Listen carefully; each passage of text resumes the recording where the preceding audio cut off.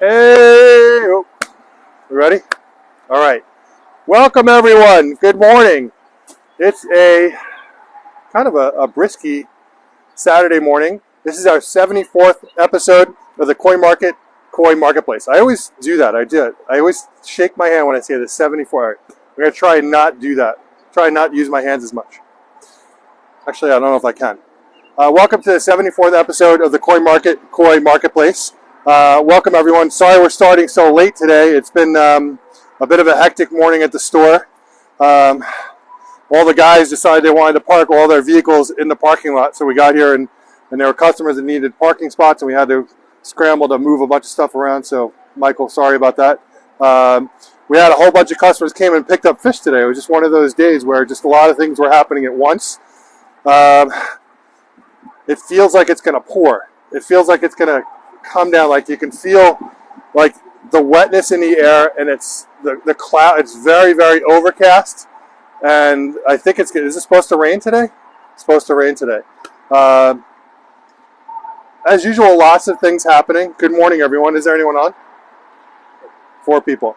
I see that the show it's actually been with the summer. There's just everyone is with family. Lots of things going on. Everyone's going on vacations. The show has been a bit quieter than it is in the earlier parts of the season. But either way, we're here, and if you guys have questions, we want to answer them. I want to know how your ponds are doing. I want to know how you guys are doing. Please tell us your thoughts. Welcome to the show. And Michael, what are we doing today? We're selling fish. So, lots of things happening here. Let's talk about what's happening here. And we haven't done any big construction stuff in the last week or two since the waterfall. We got a landscaper in, and the landscaper is actually just keeping everything clean. So they started weeding everything because the weeds were out of control. We got all the sprinklers going. We got grass up front. You want to let's show everyone what it looks, because it does look awesome. The plants are starting to come in, and the grass looks amazing, which is pretty cool. So I'm pretty happy about that. I guess I got to put the we got the happy guy in, and he goes up front here, but I have to put him out here. Buddy's not out here this morning.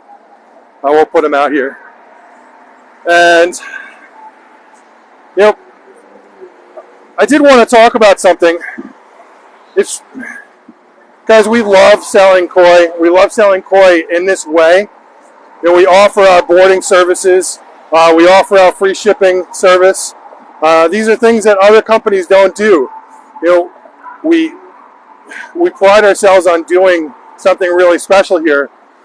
We have had a lot of customers that have decided to, they bought fish, they agreed to make the payments, and then they didn't make their payments, and then they disappeared.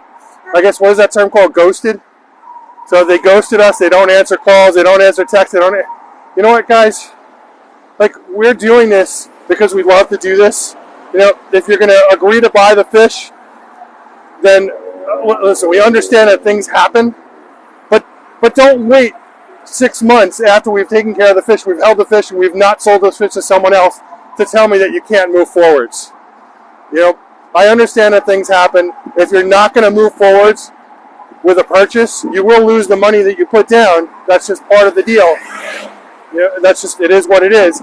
But don't wait 6 months to tell me that you're not going to move forwards, because we can go and sell that fish to someone else. The tanks, are filled with fish, and we'd rather not have fish in there that are not going to be going to a customer's home. I'd rather have those fish out for sale to someone else. Just do the right thing, please. That's all we ask. So let's take a look at the waterfall. We're not getting hit by a car here.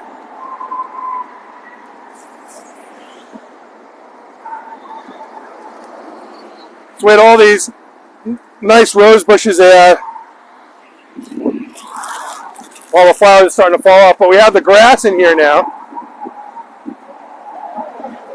I don't know, Michael, if you can come over here, I'll stand here. Make sure no one... But take a look at that. You can see the grass looks awesome. So much cleaner when you don't have the dirt in there. but the plants are starting to come in, and it just looks amazing. Yeah, Al and the Sound Shore team did a phenomenal job.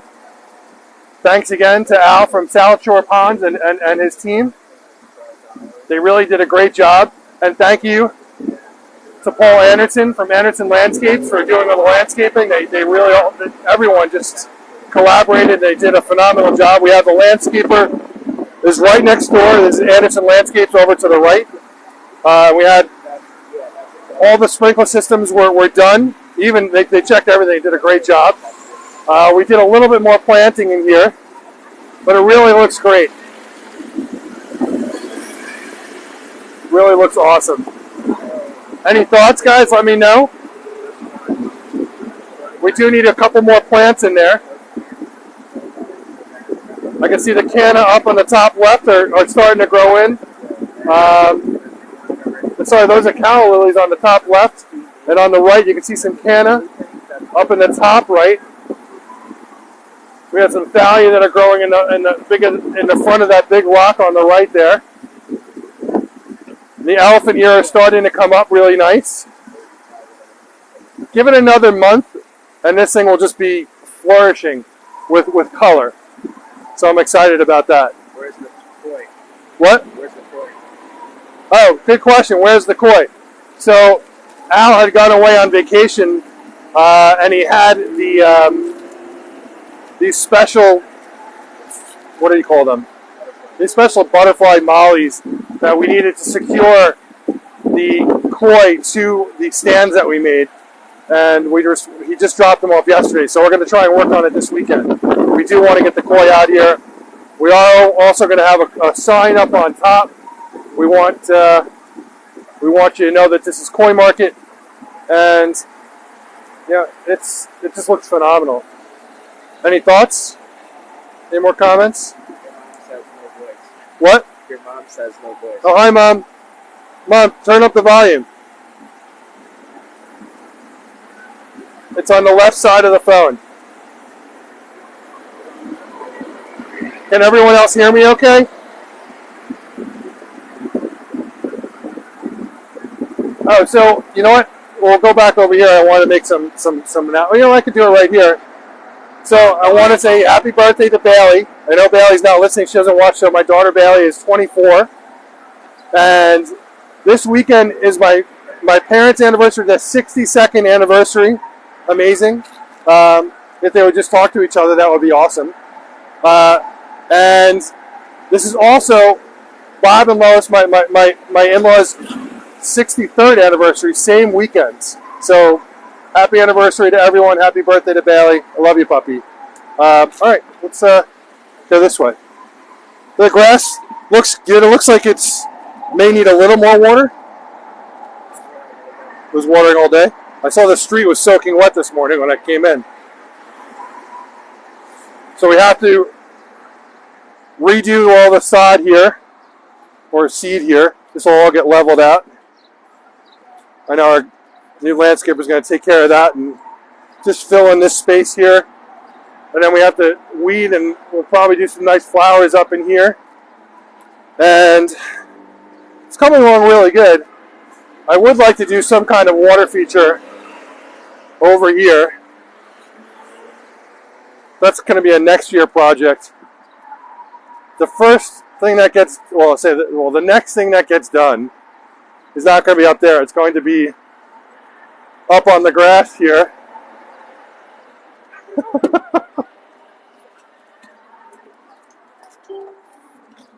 You know what?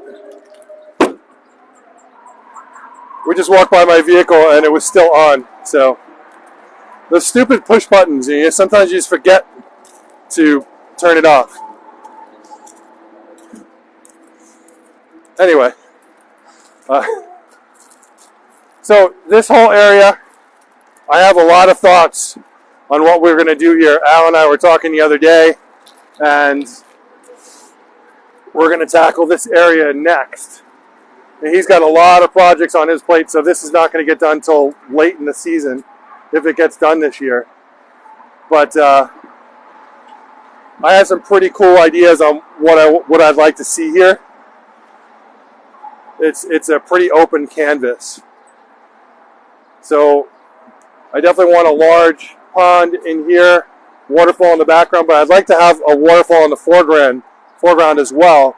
I'm thinking the pond will feed this waterfall up front, so you'll have a nice waterfall up here. I want to do some very large, chunky steps that come up and around over here. And I think this is also a great opportunity to do a really cool stream. So the whole idea here is to use this as a showroom for what can get done and the type of products that we sell and use, so that you guys can come here, see how they're used, and get some ideas of it on your own. I mean, it's inspirational and hopefully educational at the same time. We can show how filtration works, different styles of filtration work. We can show, how different design concepts play together. You can do, a more of an organic style pond. We can do a little bit more formal pond somewhere else, or we can mix the two. We can add various fountains and things to what's existing organically to kind of bring a new look to it. There's a lot of things you can do. What else is happening here? We have, we moved the generator. So I had a generator for the house, so we pulled the generator out.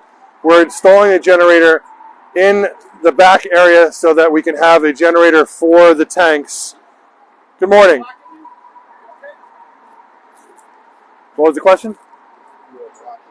Oh, no, you're good.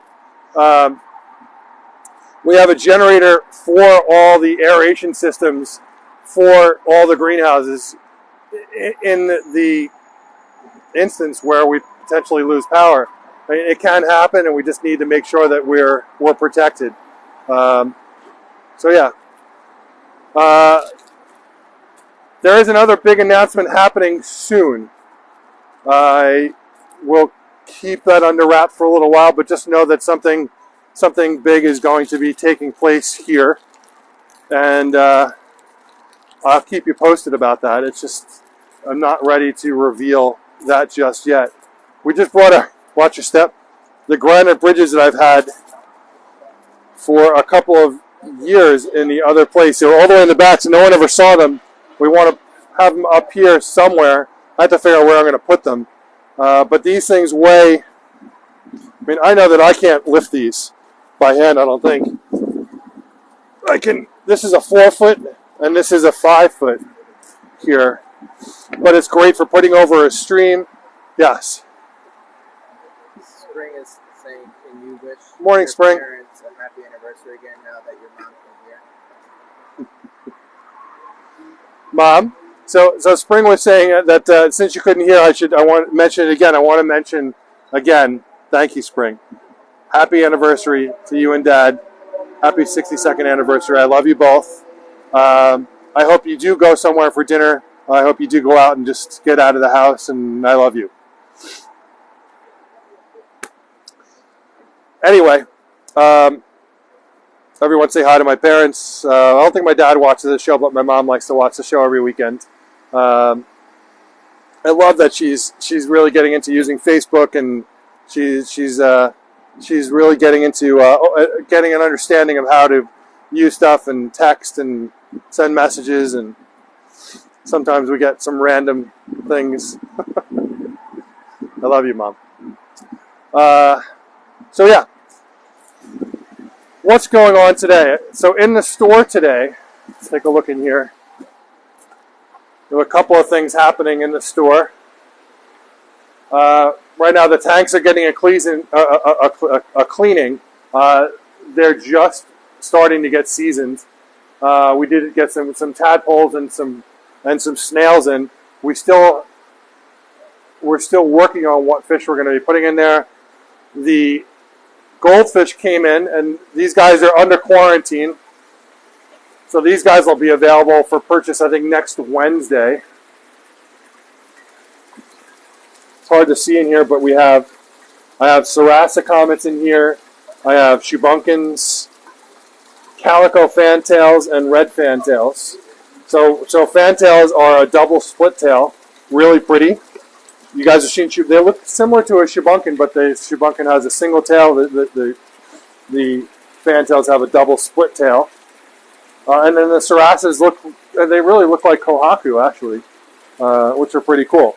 And they're red, so they look really nice. Chris was just making, this is actually another shelf here. He put it together yesterday. I have to put the wood on it. I'll cut the wood maybe later today or tomorrow. Nope, I'm not here tomorrow. I'll cut the wood today. And yeah, it's looking great. Bonsai pots are out. We've been selling bonsai trees all week, so I'm excited about that. Lots of people buying bonsai trees. We are going to start a new show sometime soon that's just going to be around bonsai trees. We got our new display refrigerator. Woohoo! Looks pretty cool. Check that out. It actually, you can... How do you switch? How do you switch colors? That's pretty cool. Like blue? What color do you guys like? Red, blue, or white? I think blue is pretty cool. What temperature should this be at?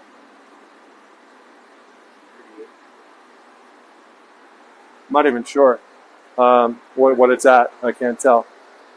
But perfect. So we carry Koizyme, the bright ointments, and Jumpstart's beneficial bacteria, which is nitrifying bacteria. We've talked about Koizyme many times. We've talked about Jumpstart.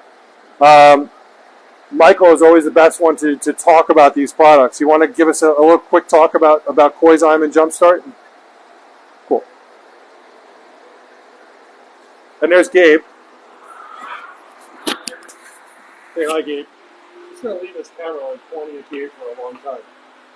How long can we keep it pointing at Gabe?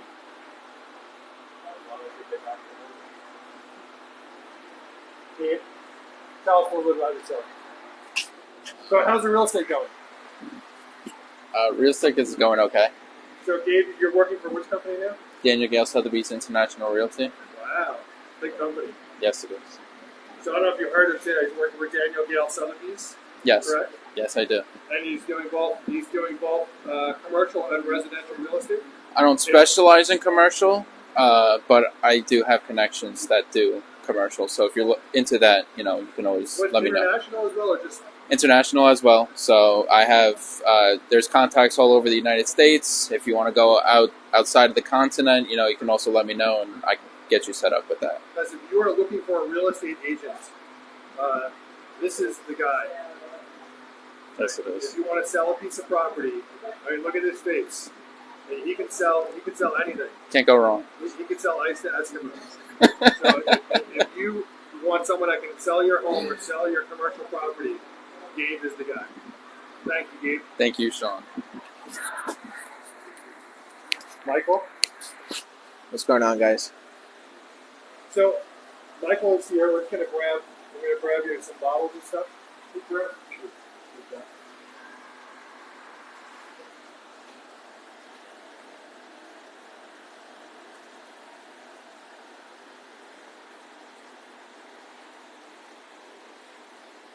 We have 3 different sizes here on the Koizyme.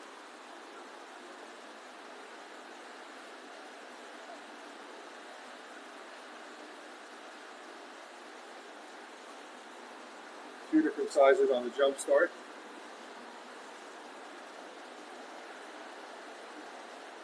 So, Koizyme, Michael, why is it so important? So, Koizyme is a product that you should be using on a weekly basis, and what it's doing is it's overpowering the pathogenic bacterial population in your pond. This population is what causes ulcerations, fin rot, fish just dying from internal infections. It's a big proponent of why people lose fish year to year. And we're really just trying to prevent that in the most efficient manner. So using Coizyme, which is a natural product, it's not a chemical, because I know lots of people don't like to put certain chemicals in their pond. This is at least a natural product that you can use on a weekly basis to keep your pond in check, keep the bad bacterial population low.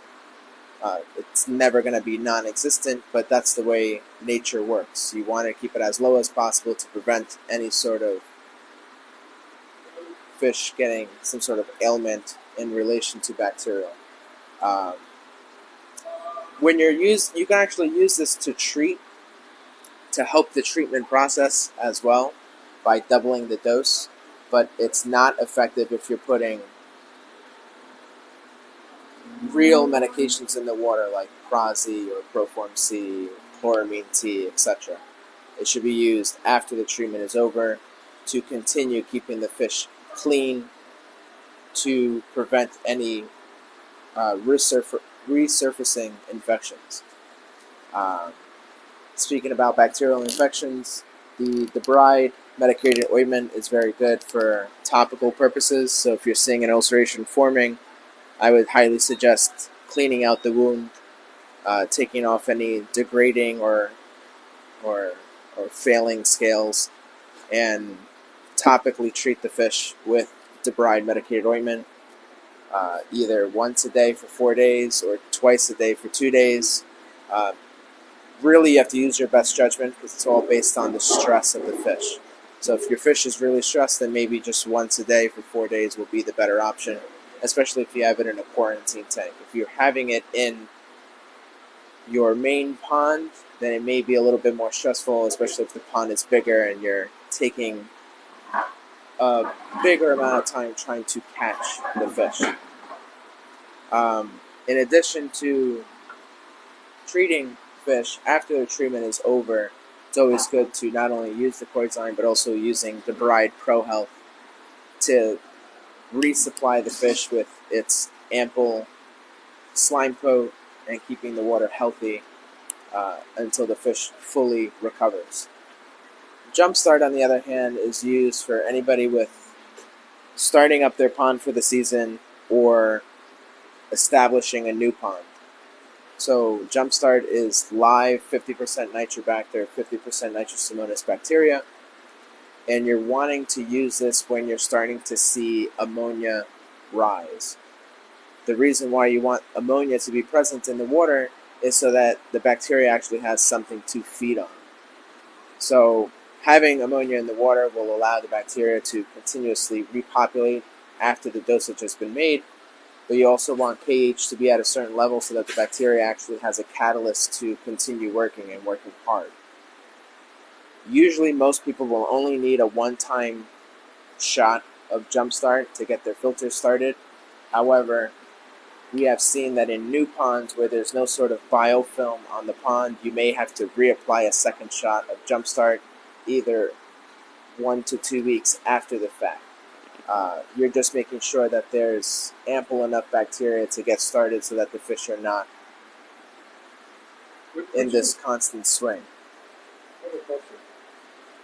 Regarding Jumpstart, would you potentially use Jumpstart if you're growing out fish or adding new fish for any reason, because you may need some additional nitrifying bacteria to handle the fish load? Or so you can definitely use it as a consistent, repetitive manner so that you're consistently reloading bacteria into the pond, especially if you're adding a bunch of new fish into the pond. Let's say you're starting with 10, you're adding another 10, it's going to screw up your levels, your parameters, because there's not enough bacterial load in the pond.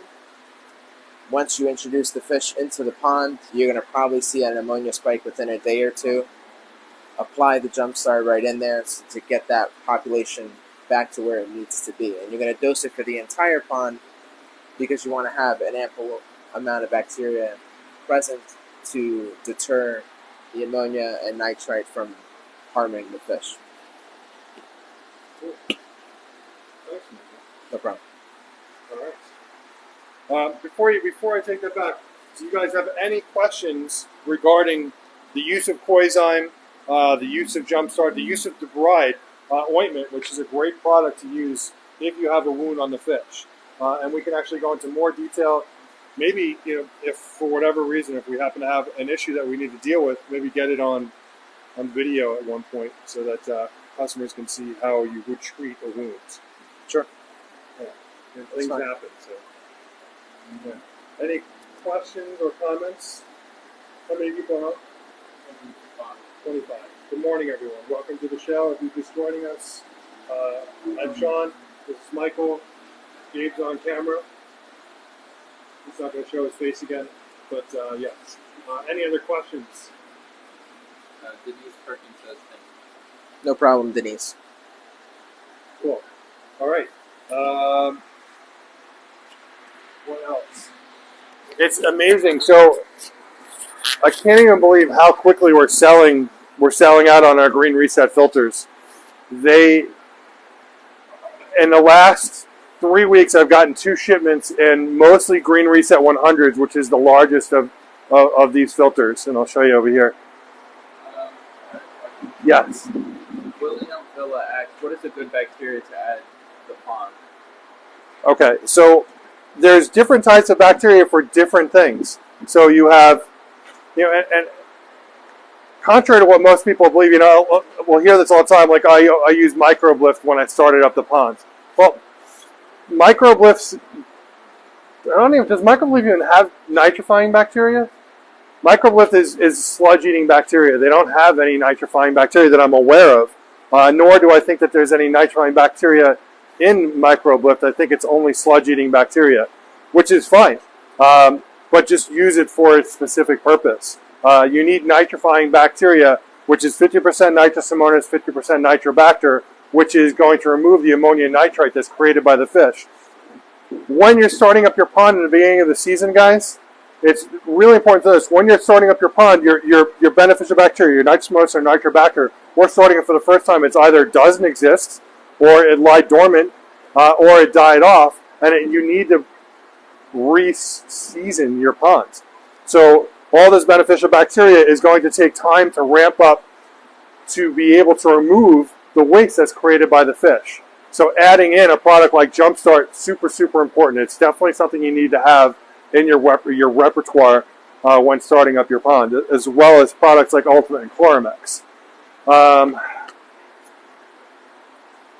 So just to answer your question, yes, you should be using various types of beneficial bacteria. You should be eating sludge-eating bacteria on a weekly basis.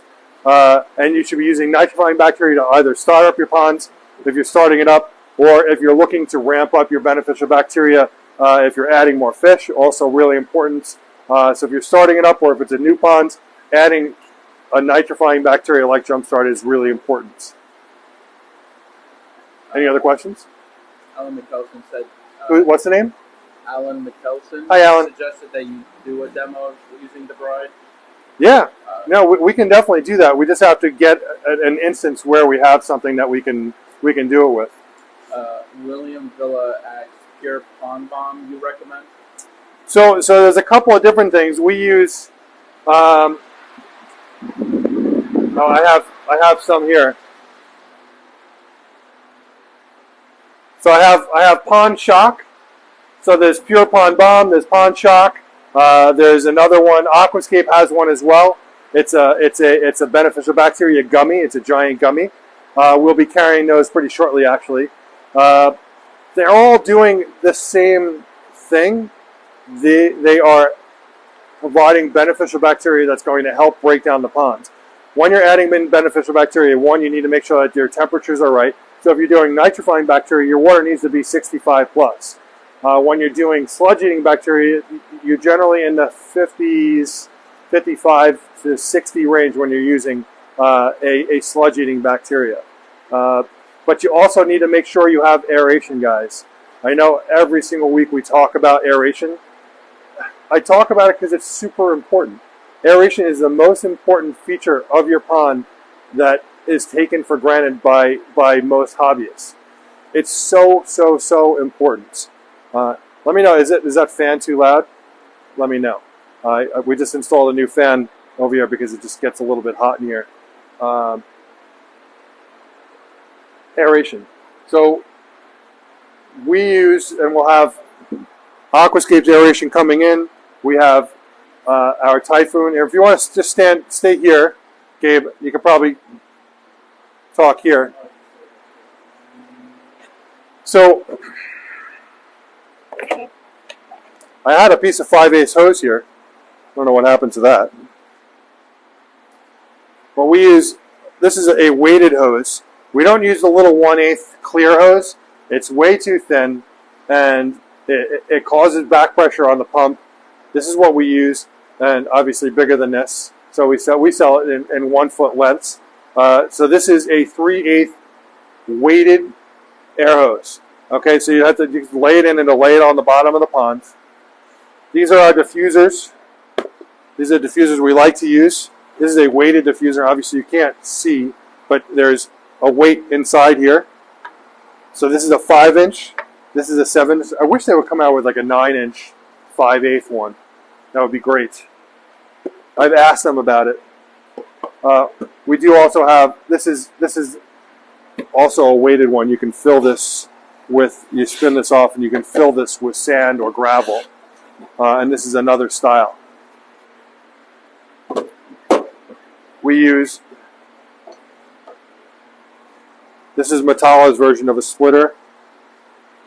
This is Aquascape's version of a splitter. You see that there, okay?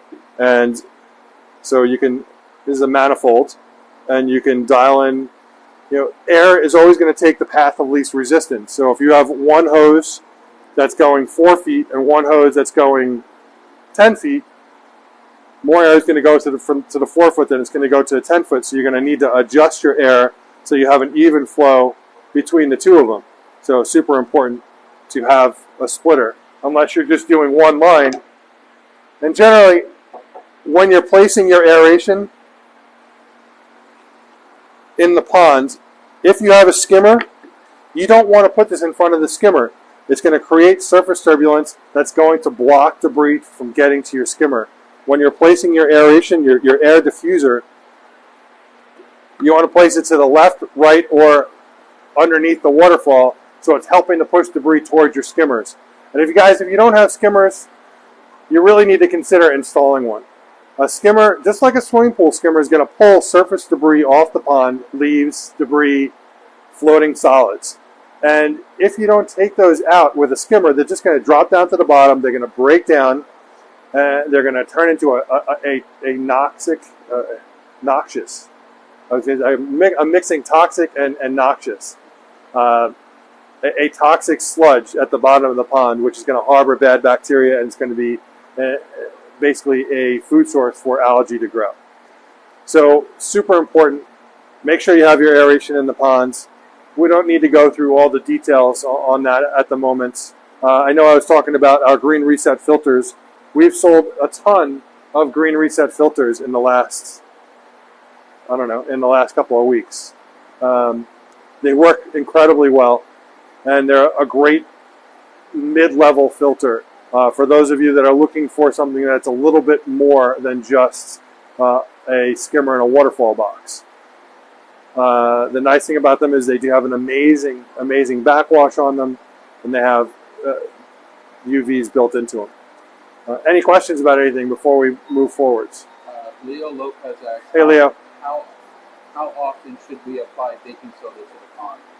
So baking soda is something that you need to test for. So when it's all about what your alkalinity levels are. So baking soda will do a couple of things. Baking soda will, one, buffer your pH, which means it'll hold it at level. It will raise your pH as well. So it'll raise your pH to a maximum of 8.4. Your pH is fine at a level from 7 to 9. The only time it's an issue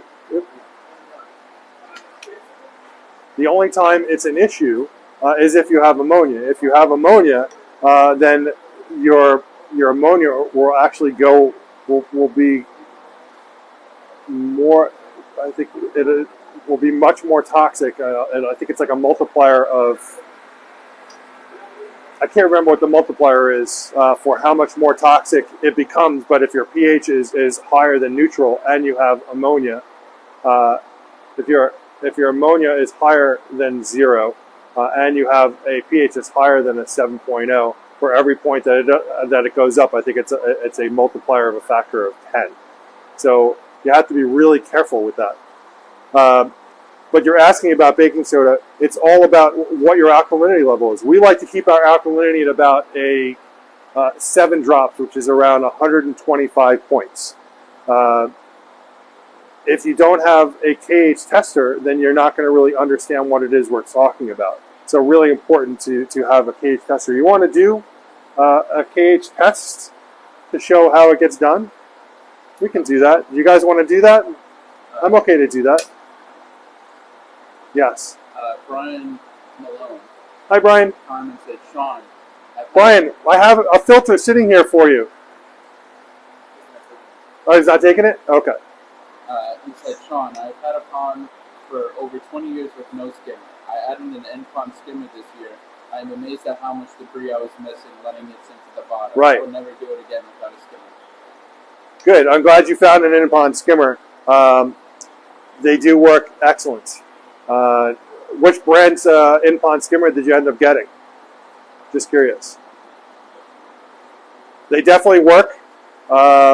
When you don't have a lot of choices on putting a skimmer into a wall, you can put what's called an in-pond skimmer in, or what's called a no-niche skimmer. I don't have any in stock right now, but we do install them all the time. And it's we've actually created a way to connect it to, you can connect it to a pump, interestingly. So on an in-pond no-niche, you can actually take a pump like this. It's got a threaded inlet on it.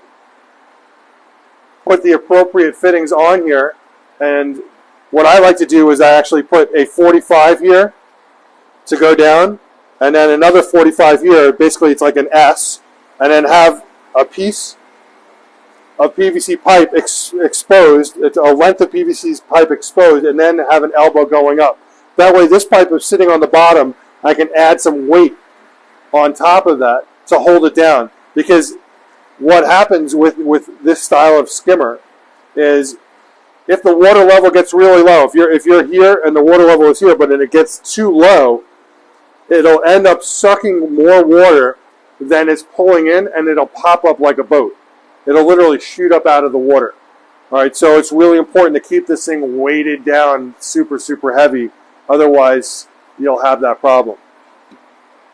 He said, I think it was an aquascape no niche, but not 100%. I don't know if Aquascape doesn't have a no niche, but I know that Aladdin makes a no niche skimmer. I know that I think Owase makes a no niche skimmer as well. But either way, I'm glad it's working for you. That's great news. It definitely helps. The bigger the basket, the longer you can go without having to empty it. But I'm glad you got one. That's great news. What else? Elizabeth Thompson says to do the cage test. You want to do a cage test? Okay, so let's go do that. He said it is Aquascape Melody. Aquascape Melody? Aquascape Melody skimmer? Oh, is that in Aquascape Melody? I think that's an Easy Pro, is a Melody skimmer. Either way, I'm glad it worked out for you. That's awesome. Send pictures, please. All right, let's go do a KH test. You want to go do that? That looks like Easy Pro, right? Yeah, it's Easy Pro. Excellent. All right, so let's go this way.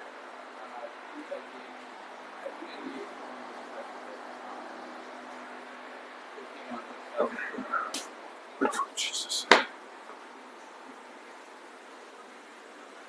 So we're just going to walk through here. You guys have been in here before.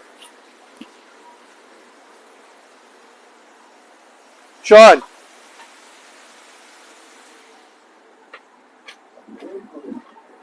Sean, you have the KH test kit? You have the KH test kit?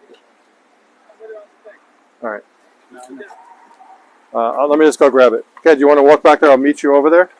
Where? Or you want to do it in here? We can do it in here, I guess.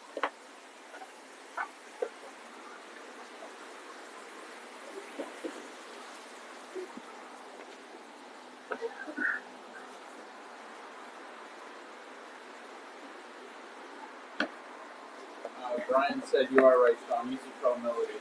It has worked great. He said, sorry, I'm on the beach right now, a long ways from home. No covers for these? Okay. Leo Lopez said every time it rains, should the pond pH change? Yes, it will, absolutely. So when you have a lot of rain, your water will become very acidic, which is why if you have a lot of rain, you need to keep an eye on that.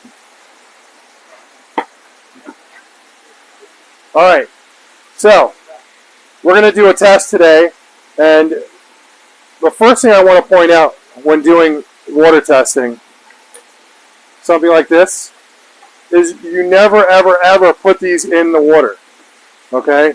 These stay out of the water. When you're testing for water, you want to have a sample cup to grab the water. We use these little Dixie cups.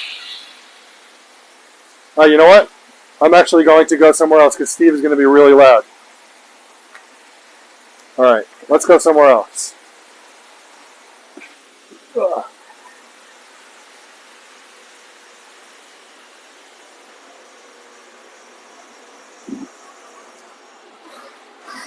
Steve is drilling holes back there so that we can, we're putting walls up around the tanks just because unfortunately we've had a few jumpers.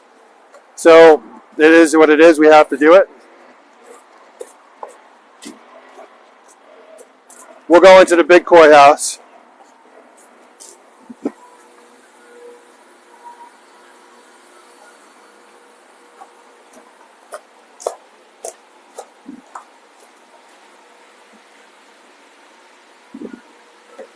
So here are the big koi. Do we have any spray in here? Yeah. Okay. I'm going to wash my hands.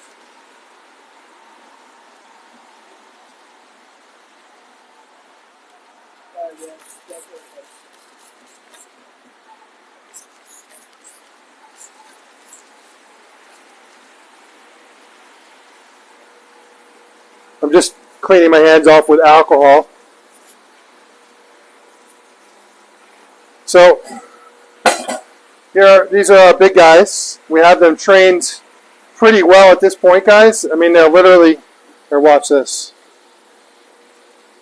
I mean, I just want to rip my fingers off. How much are these fish and how big? These guys, these are some of the biggest fish we have in here. These guys are anywhere from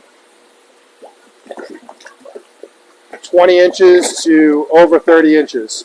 These fish range from 3,000 to almost 10,000. It all depends on the fish.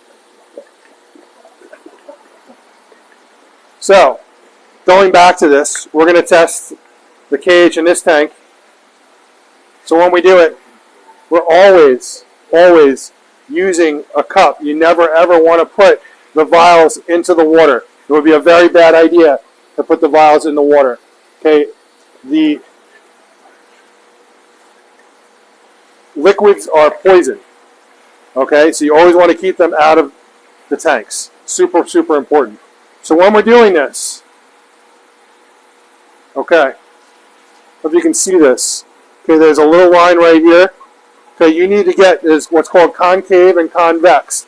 We need to get the concave, what do you call that? The meniscus to the bottom of the meniscus to touch the line, okay? This is what I do. I flick it. Just flick it, flick it, flick it, flick it. You can see a little work coming out each time. My friend Joe Paula taught me this. Thank you, Joe. And now you can see it. You see that right there? The meniscus, the bottom, the concave, the bottom of the bubble is at the line. See that? All right. You're going to do this test. You're going to do that for any one of the tests that you're doing, whether it be nitrite, ammonia, pH, or alkalinity. Alkalinity is a different type of test. Here we're using the MicroLift KH test kit. We want to be at 125. It's actually 125.3, which is 7 drops. Now, I'm not sure where we are right now. I know that Jameson is usually pretty on it. When you're doing any type of pour from a bottle, you want to go vertical. If you don't go vertical and you do it sideways, you're not going to have an even drop. Okay? So you're always going to go like that. All right. And in this case, this is going to be a test where you're changing the color of the water from one color to another. And normally, guys, you have a cap on this. You put the cap on. You're not supposed to use your finger. I'm going to use my finger. So it is what it is. I'm using my finger. So the water is now blue. Your goal here is how many drops does it take, and now is drop number 1. How many drops does it take to turn this water from blue to yellow? Okay. 1. Huh? Sorry, that was 2. Yes. Thank you. 2.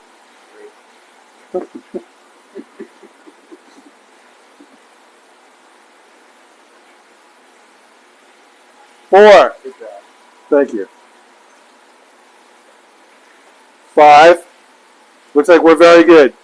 We're not even... So I know from doing this that this water isn't even beginning to turn, that we're way up above 7. All right, so you can be all the way at 300 and it's fine, but we like to keep the KH... Reiterate what you just said. Reiterate what you just said. You said 7 and 300. Not 300 drops. Oh, sorry. So 7 drops equaling 125, but you can go all the way up to 300, which is, I don't know how many drops. I mean, it's 215 at 12 drops, but you can go all the way to 300 and you're fine. It's a non-issue.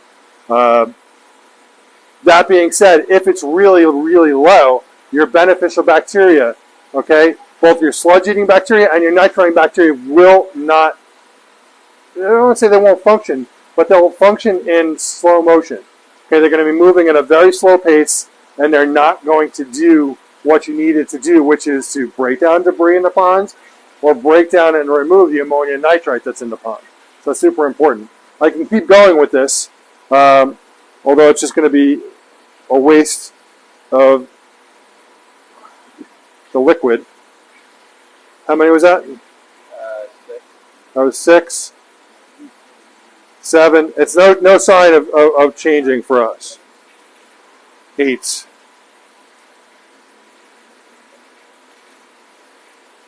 9. See, normally I would just stop.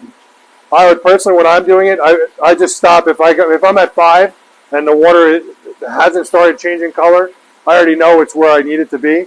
It's a non-issue. So for us, I don't want to waste the reagent.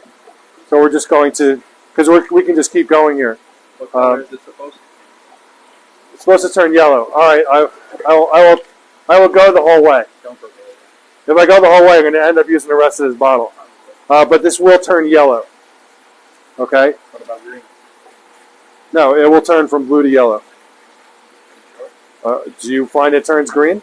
All right, maybe it'll turn a little green first. All right, if it's in the middle, it'll turn a little bit green and then eventually go yellow. Pat Rizzo asks, you said better moving at high rate.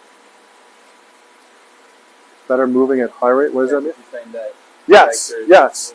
So your beneficial bacteria, the higher it is, the more, it's almost like a steroid for your bacteria. It'll make them work harder the higher your alkalinity is. So that's why you want to keep your alkalinity higher. It will actually buff your pH, but it will also make your beneficial bacteria work that much harder. Super, super important. Spring X, can it be too high? Beyond, I mean, I've never gone beyond 300. So it's a good question. I don't have an answer for what too high is. But you getting it over 300 is not very, very likely. Unless you accidentally dumped an entire 50-pound bag into a 1,000-gallon pond. So don't do that. Do not do that. I'm going to pour this out. Any more questions regarding that? So, it's really important to be testing for your alkalinity throughout the season, and especially in the winter months. Okay, so what? Pat commented, I like the spiky hairdo, buddy. Oh, really? I don't even know what my hair looks like.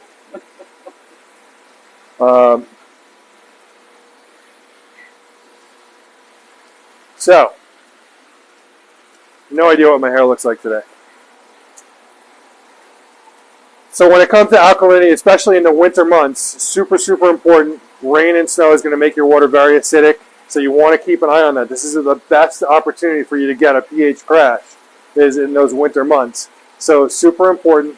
Make sure you're testing throughout. And we actually offer a service. We do winter maintenance, which is testing the major parameters, pH, KH, and ammonia. You will get ammonia spikes in the winter if we have some warm bouts during the winter, and it happens. In those cases, what do you guys doing? There's nothing there. If you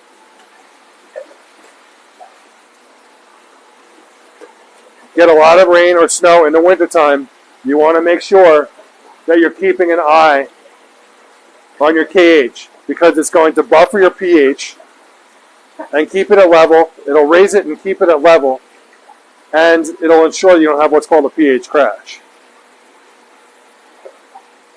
Any other questions regarding that?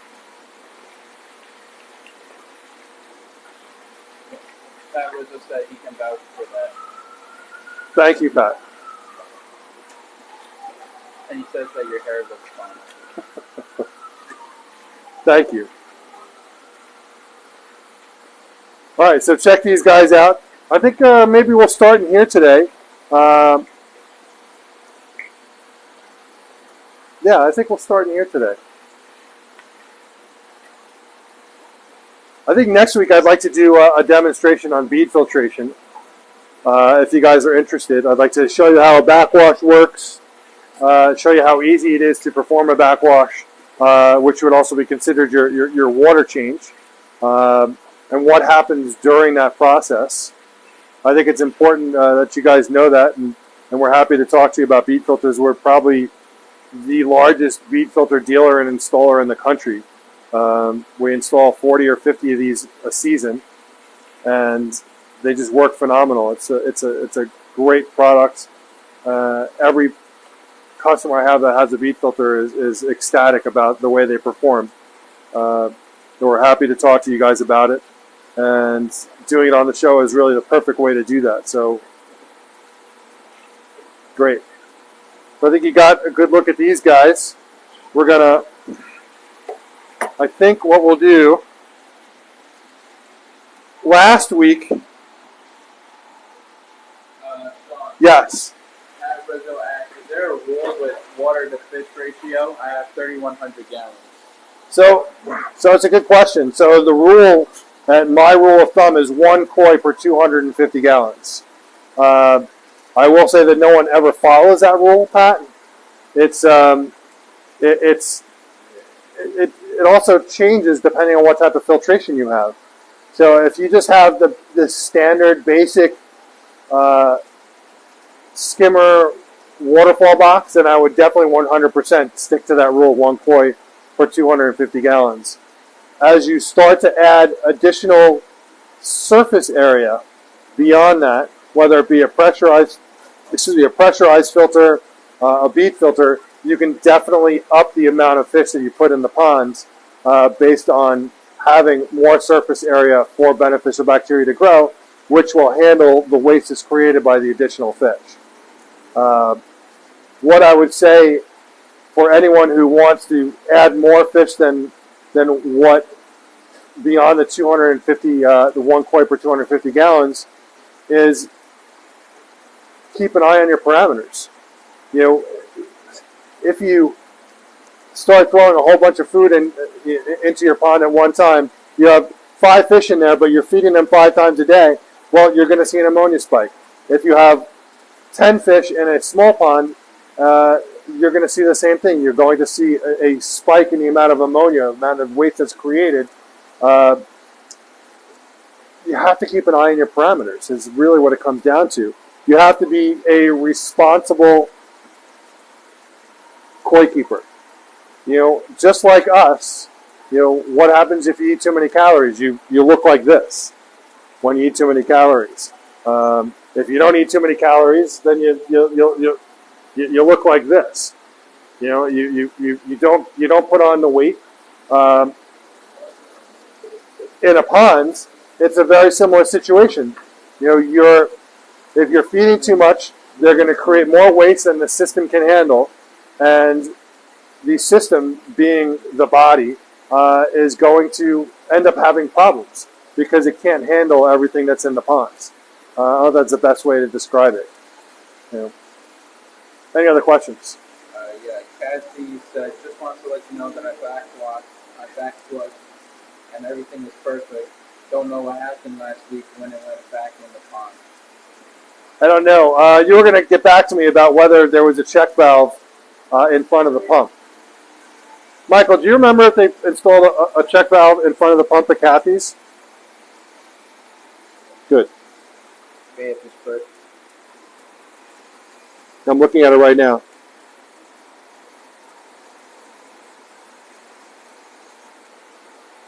Yeah, I mean, you're all good. Huh?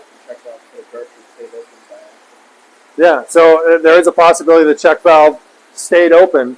So Michael just showed me a screenshot of your pump with the check valve. So you can see that the flapper in the screenshot is up. You need to make sure that that flapper goes down. Sometimes a stick or something can go into the hinge of the flapper, and it gets stuck and it'll keep it in the open position. And if that's the case, when you turn the blower on, it can actually send debris back the other way. So just keep an eye on that, because otherwise, when that door closes, it's a wall. Nothing can get past that. Okay? So I'm glad everything is working okay now. So that's good. Big fish. So I have a lot of big fish to show you guys, and I would love to go question. Two questions. Spring comment said we had a fish overload and had a horrible bacterial infection on one of our koi. Added a green reset, highly recommend. So thank you, Spring. And what Spring is talking about is they had a lot of fish in the pond, and basically they created a lot of waste, which created a lot of potential problems, like an overload of bacteria, which if the fish are sitting in their own waste, they're basically breaking down. So they're sitting, I mean, guys, like, I've talked about this before, for all intents and purposes, this is a toilet bowl. It's gross, but that's what it is. Your fish are peeing and pooping in the water, and that's ammonia. Okay? There's two naturally occurring bacteria. Okay? One's called a nitrosomonas, and one's called a nitrobacter. The nitrosomonas eats the ammonia, converts it to a nitrite. The nitrobacter eats the nitrite and converts it to a less harmless nitrate. And you remove nitrates from the ponds by doing backwashing, doing water changes, as well as having plants in the ponds. Both those methods will remove nitrates from the ponds. Without that, your fish will get sick because they're sitting in their own waste. They're breaking down from that. They'll start to form all sorts of bacterial issues. As their immune system goes down, parasites, and every pond has parasites in it. It's your fish's immune system that keeps them at bay. As the fish breaks down, their immunity starts to drop. Parasites will break through the slime coat layer.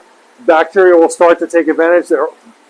Bacteria are they're opportunistic, same as parasites. So as a fish breaks down, they see their opportunity to go in for the kill, and they will. So having a balance is important. This is a really good question to ask because it opens up so many other comments and discussions about what can actually happen when you don't have the right balance in your ponds. Yeah. Samuel 14 asks, Hi, Samuel. Are you located? Samuel, where in New York, where are you located? So our address, we're actually in Dix Hills, Long Island, The address is 539 Deer Park Avenue, Dix Hills, New York. We do have customers that travel from all over the country to come here, and thank you guys for doing that. I mean, it's amazing that we've built something where we have customers flying from all over to be here. It's a really good feeling that we've built something special. Yeah, it's very cool. But where is he located? Colorado. So, Samuel, for you, you can certainly, we have what's called a personal koi shopper. If you go to our website, koimarket.com, you can go and set up an appointment, and we'll do a one-on-one where we'll do a live video where you can go similar to what we're doing right now. And I'm glad we're talking about this, because I like to talk about the personal shopper, which we're renaming Personal Koi Shopper, by the way. It's a way just like what we're doing right now for you to see the fish that we have available, pick the fish that you want, and then we can ship it to you. We can do it live. We'll talk to you just like this. Instead of having a whole bunch of people on the video one time, it'll be just us, you and I, or me, or you and Michael, or you and Jameson, or you and Gabe. And we can help you on a personal level. So you go to coinmarket.com and click on Personal Shopper, and you just set up a date and a time, and we'll be there. So guys, please use this feature. It's a great feature to have, and it'll allow us to get into a much more personal, intimate conversation with the fish with you. So, yes. Does that sound weird? Personal, intimate conversation. Maybe. So, yes. Any other questions before we start doing fish?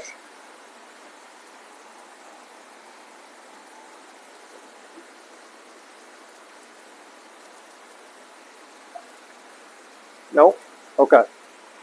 All right. So for today, we're going to start, and if you guys want to see the big guys, that's fine. We're going to do these guys again. We're going to move on through the tank. We're going to do 600, 800, 1,000, 1250, 1650. We will do these fish first. If you guys want to do the smaller fish, we can go and do those as well. But I have a lot of bigger fish that we want to sell, so we're going to do these guys first. So we're going to start with the 600. And guys, when these guys are $600, these are fish that in any other dealer would be selling for, I would say, $800 to $1,200. So the prices are amazing, and I hope that you guys take advantage, because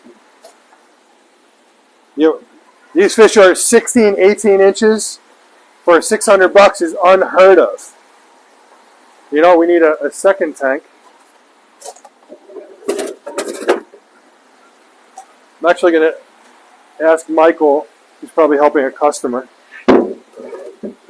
Why don't you show everyone the fish in here? And I'm just going to go grab the other aerator.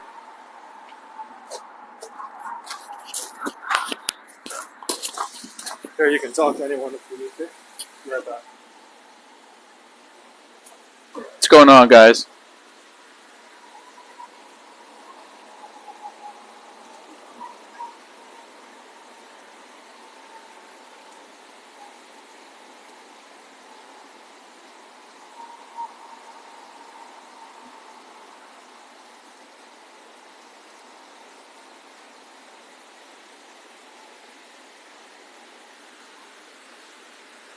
Kathy, I'm glad to hear that. My birthday is June 19th.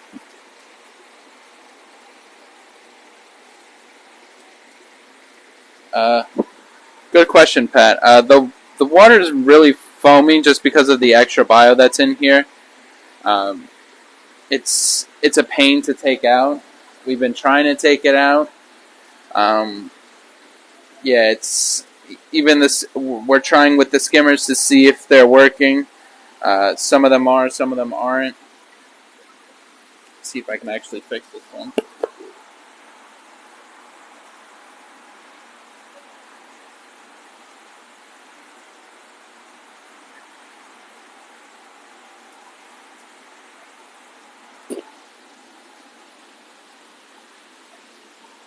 It's working a little bit better now. Yeah, it's just the extra bio that's inside the water that creates a lot of foam. Sometimes you get like weird things that happen like this, where it just creates like a big donut inside the skimmer. Sean, would you like to explain why there's so much foam on the pond? So the foam actually comes from the Baki showers, as it's oxidizing, dropping from level to level. We get a lot of foam from them. It's just kind of par for course. And we could add a protein skimmer in there, which would help. We also do feed a lot, and we have a lot of fish in here, so that all adds to it. Al Norsack, do you guys sanitize your?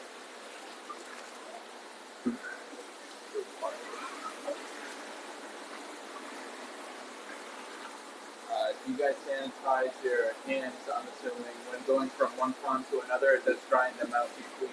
No, we do. We use alcohol, which we keep here. I'll show you in a second. I don't have the label there, but it's a 99.9% alcohol that we spray on our hands that goes in between each tank.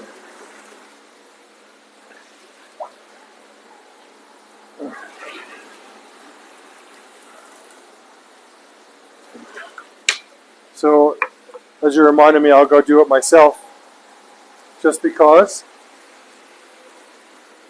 So we keep bottles of alcohol everywhere.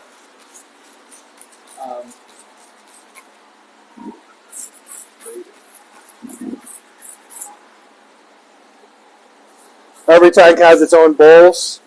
Do you want to have fish spawn in our tanks? Sure. We've actually had some babies too. Absolutely. It does happen. And in our tanks, it's pretty rare for us to actually ever see anything from it, because we have bottom drains on everything, and they just anything that would go in would just get sucked up into the bottom drains. So it's not common for us to actually see anything from that. So I'm going to grab some fish. I'm going to grab some. You guys always like the butterflies, so I'm going to grab a couple of butterflies. She meant like waders. The waders, like I guess it's the suits that you go in. So our guys use waders when they go into customers' ponds. Yeah, but do you sanitize them after, or? Sure. I mean, it's important. Yeah. You know, they don't really go into customers' ponds very often. We'll save them there.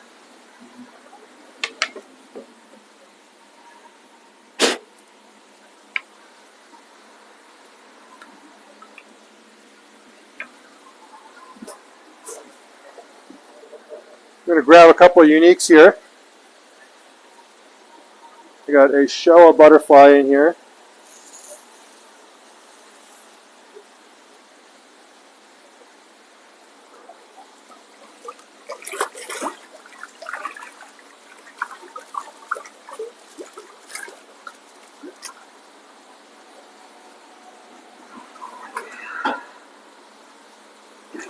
Okay, guys. Sorry.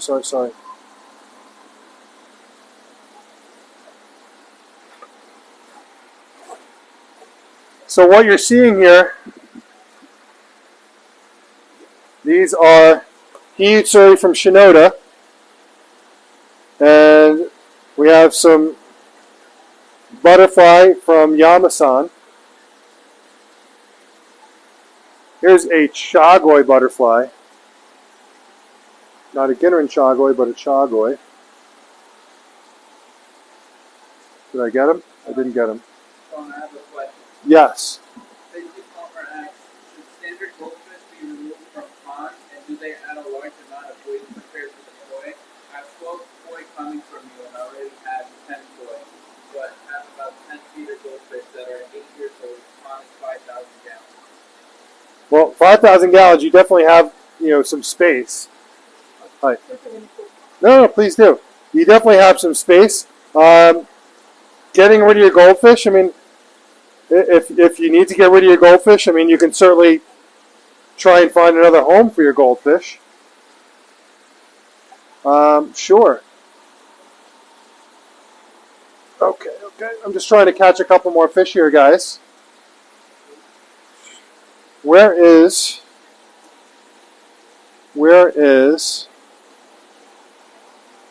I had an Ochiba butterfly in here I was trying to catch.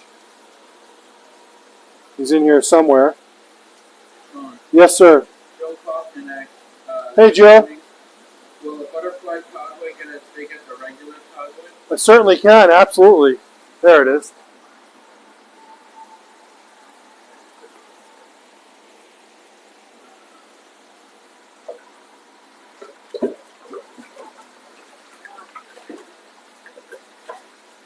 Like I say, it could be a little bit of more of a, it has an Ochiba look to it. I couldn't really see. Is that an Ochiba? Yeah. What happens let's say without an oxygen in there? What was that? They're okay without oxygen with it?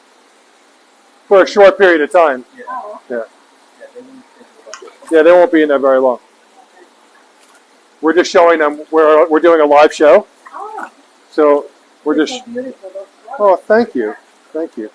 So how much is These are $600, guys. A ridiculously low price for these fish. really beautiful. Thank you. Joe Kaufman will take the butterfly? Joe, it's yours. Oh, my goodness. So Gabe's just going to take a picture of that.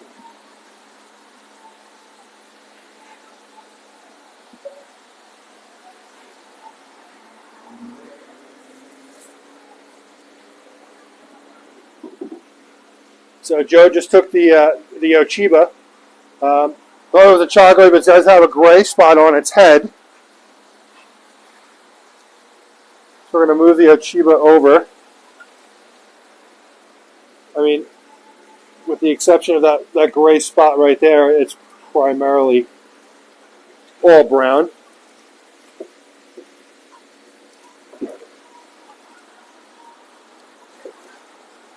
So this is what else we have here. Oh, thank you.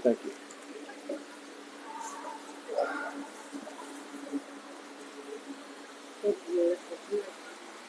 So guys, what we have here, thank you. We have a Deutsch Showa, a Showa butterfly, 2 huge suri, and a kujaku. Okay, these are $600 each. The huge suri are 17, 18 inches. Big fish. We have this Showa butterfly here. Check that out. Looks definitely is female on this. It's definitely a female on this Showa butterfly right here. Absolutely a female. We have this gorgeous kujaku with really nice reticulation and super white shiroji, which is uncommon for the kujaku. So you can see the really cool reticulation, that pine coning. You can see each individual scale with the fukrium, which is the skin in between each scale. And then on this Deutsch Showa here, you can see a lot happening on this Deutsch Showa. So you can see lots of sumi is coming up around the head on this. Sumi is coming up all along the back and the dorsal and on the tail area on this fish. This also is a female. And these huge suri also look like females. The kujaku looks more male to me, but I'd have to check further. Guys, these are $600 each. Do we have any takers on anything in here? Pat asks if you have another one of those butterflies. I don't have another one of those. I have other butterflies, Pat, but not that one. Keith commented, I grabbed one of these Hiyutsuri on my visit. Amazing and huge fish for the price. Crazy deal. Guys, these are $600. Okay, these are fish that any other dealer would be getting. I'm serious, 800. I'm going to say 800 to 1,200 or more. They'd be getting for these. They're going for $600. These are big fish. Now, because we're able to get amazing deals from the breeders that other guys aren't getting, because we're buying directly from Japan, from the breeders, we're able to offer these fish at a lower price. So these are wholesale prices you're getting for these fish. Is there a car coming in? No. I understand why the doorbell went off. David said, pick up our order Thursday a.m. early, 4:30 a.m. Fish were even better in person. They are doing swimmingly. Thanks. Hey, David. Thank you. Thank you. And guys, you're all welcome to come here. Sorry, guys. You're all welcome to come to Koi Market. We want you to come stop here and take a look at what we have. Our location is 539 Deer Park Avenue, Dix Hills, New York. So you're all welcome to come. Our hours, and we can do some special hours if you guys need us to, if you're coming from afar. It's 10 to 6 Monday through Friday, 9 to 6 on Saturday, and 10 to 5 on Sunday. So we have any takers on these guys before I put them back and we pick some other fish. These fish should definitely be going to a good home. It's an amazing price of $600. Free shipping on Southwest Cargo is at $650, guys. So we offer free shipping on Southwest Cargo when you spend $650 or more. Although we will board the fish. At this point, everyone's pond should be open. If you need us to hold the fish for a period of time, that's fine.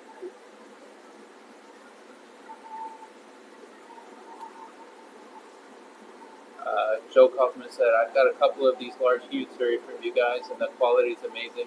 Thank you, Joe. $600 is ridiculously cheap. A couple years ago, I bought one from Kodama for more than double, and essentially from the same breeder in Japan. Yeah. Thank you, Joe.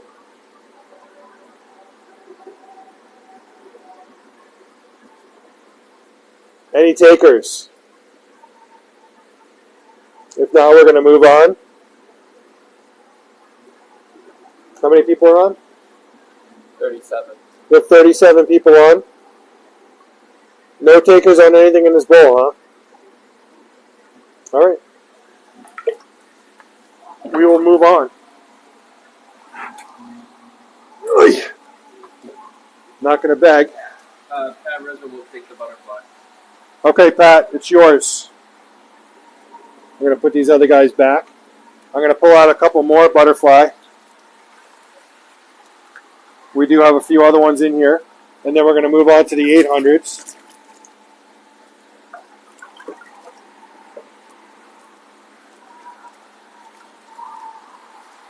Oh, you know what, Pat? I see another Chagoy in here. Another Chagoy. Is that a butterfly? We may actually have another one, so I misspoke. I just saw it.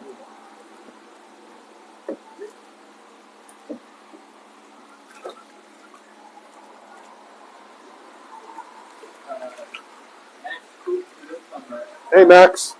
Comment said, your quality is top notch. People come look at my fish and point out the ones I got from you and act what's different. I love to hear it, Max. That's awesome. It's funny, I can actually go to customers' ponds too, and I can definitely pick out our fish from the other fish that are in there. Thank you. Thank you. Thank you. I'm going to grab some more butterfly because you guys are really liking the butterfly. Elizabeth Thompson asked if there's any more chocolate. I will check for you, Elizabeth. Jeremy said, yeah, when I got my koi some, I didn't remember picking out.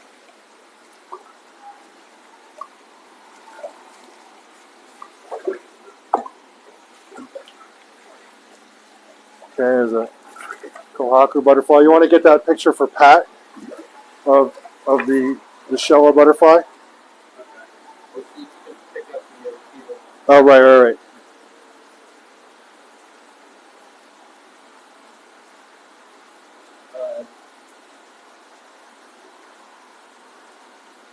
David wondered, at light colored butterfly or Ogon.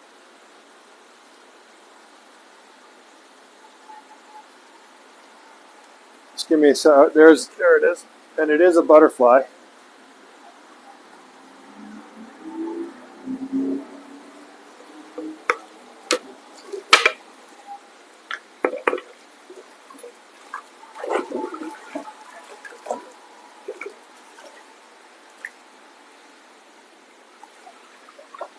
Pat, here is another one. Actually, Gabe, I'm going to go around to the side here. It's just easier for me to catch them from the side. We'll look for another Kujaku.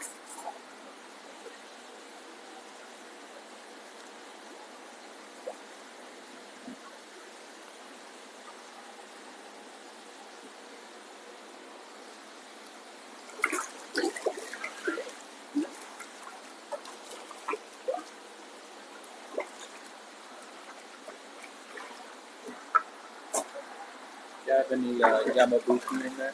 I have Yamabuki, yes, but Yamabuki I have are 800. But I think I'm going to do a sale on Yamabukis today. So let me get to that. We're going to do these first.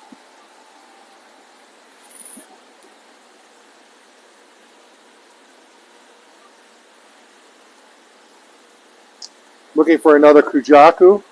I do see another one.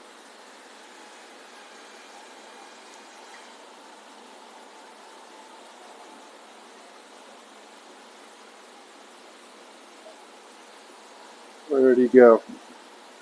I have another Showa butterfly here.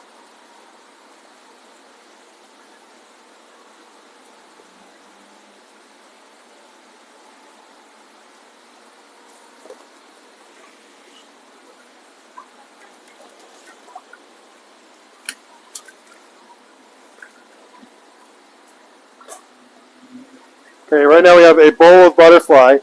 And Pat, let me know what you wanted to do here. Did you want to do the Showa? We also have the Ochiba in there, which you asked about as well. Did you want to do both of them? Let me know.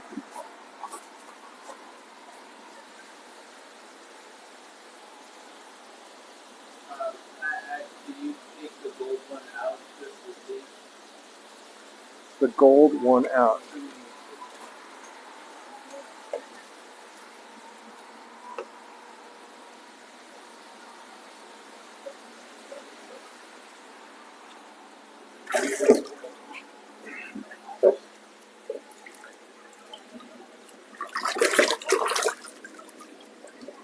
Can you see us a little bit better?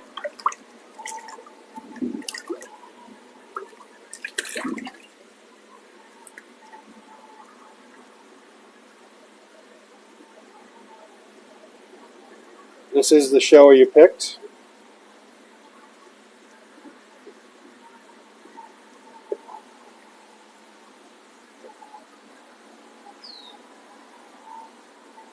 Mike Gordon is asking how much. These guys are $600 each. These are big fish, guys. These are 16 to 18 inch. Pat asks, will he change? Well, this one is going to stay a single color. I mean, you may get a couple of spots on them, but this is the fish right here. It'll stay pretty much that color. On the Showa is going to continually change. You can have some more Sumi black coming up on it.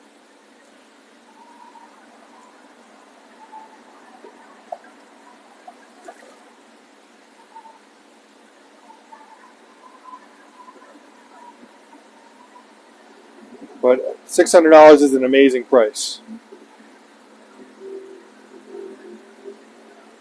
He said, I'm good right now. He who? Pat. All right. So Pat, you're just gonna take the Showa?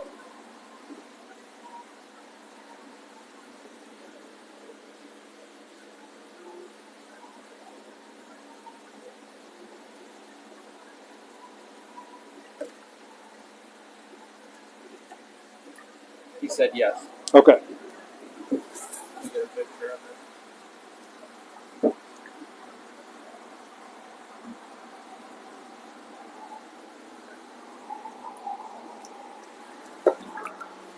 Okay. Thank you, Pat. All right. So moving forwards, we have these are also all butterfly in here.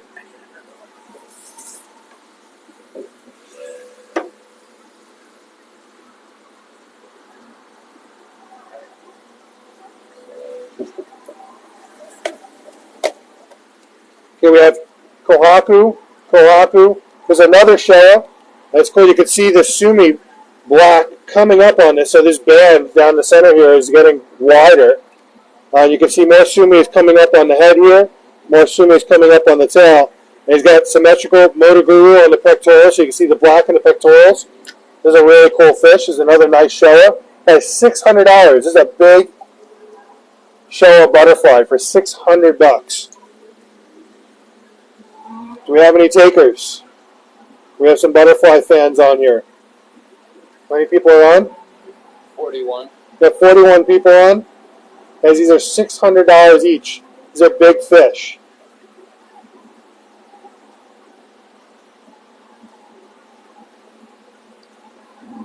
We have a Chagre here, 2 Kohaku, and a Showa. Going for $600 each. Do we have any takers?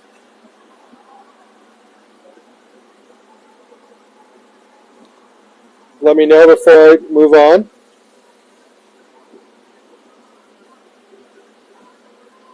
And I had another Kujaku in there I wanted to show you.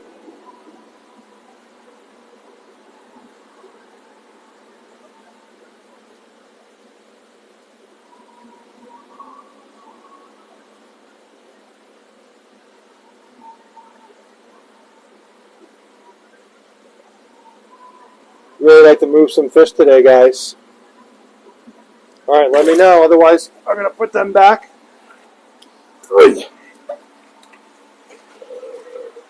It's so funny. Bodie's dog bones are everywhere.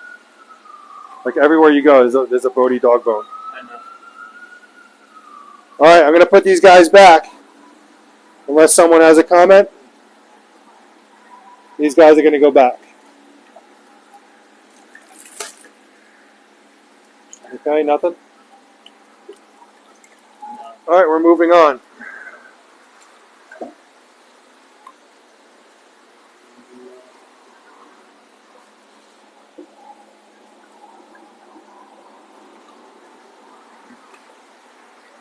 I have some other unique fish in here we're going to grab, and then we're going to move on to another tank.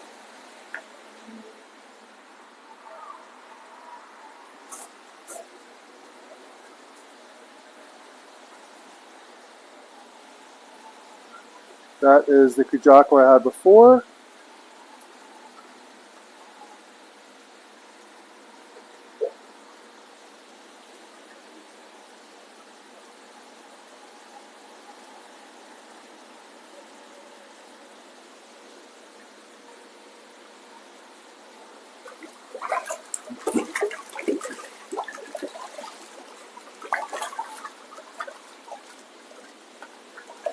Here is a Ginrin Showa.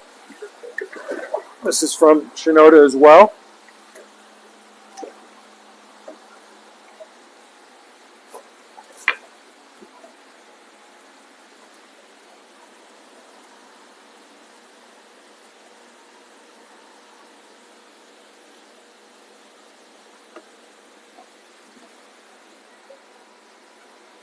I do have a lemon harawaki in here.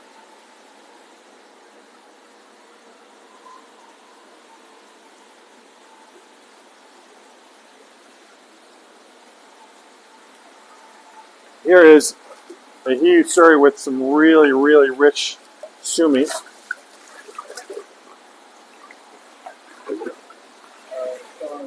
Yeah. Stacy Palmer, can I get some water plants shipped to me with my fish order or no? We've never shipped aquatic plants. It's not something we usually do. I would have to. I'll talk to Michael and see. Let me get his thoughts on how we would do it.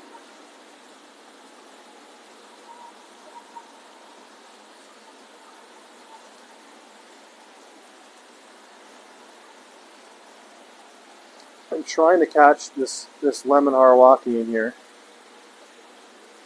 Being very difficult to catch.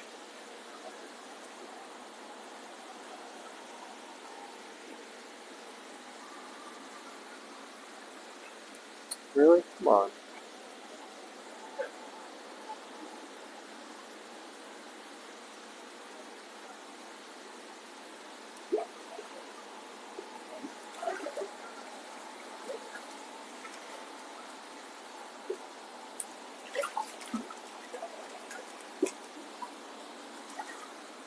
Here's a really cool lemon harawaki. Guys, $600. You cannot go wrong with some of these fish. $600.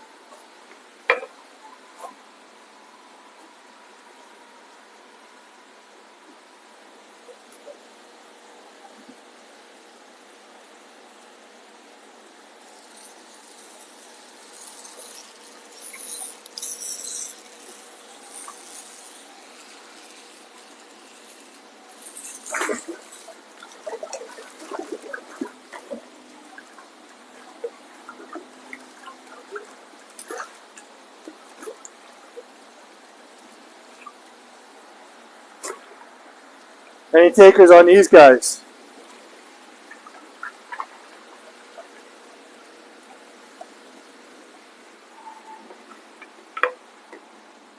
Guys, again, $600. Check out this huge suri. Super, super dark sumi.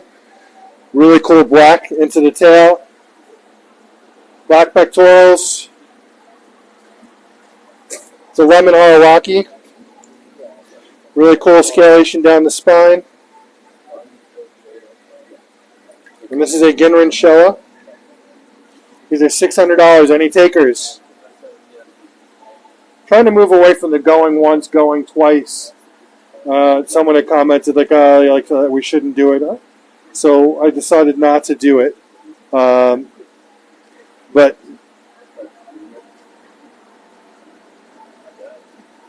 any takers? These guys are $600 each. These are a steal.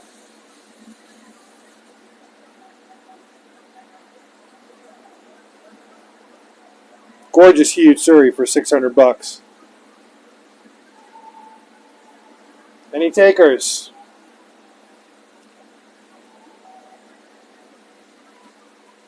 I did have another Kujaku, but it wasn't as nice as the one that I had in here.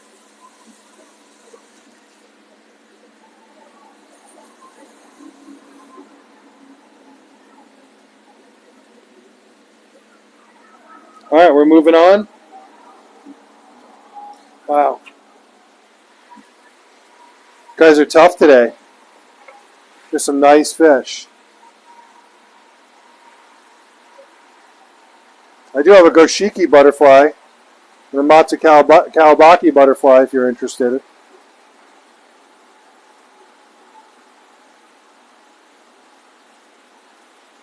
No? All right, we're going to move on. It is bargain basement prices on these guys. But okay.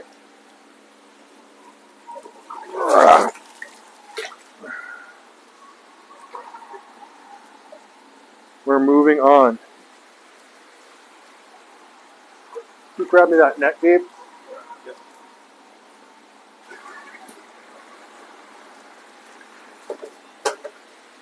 Alright, so we're still in the same tank. We're moving over to the 800s. And today I think I'm going to do the $800 Yamabuki for $700.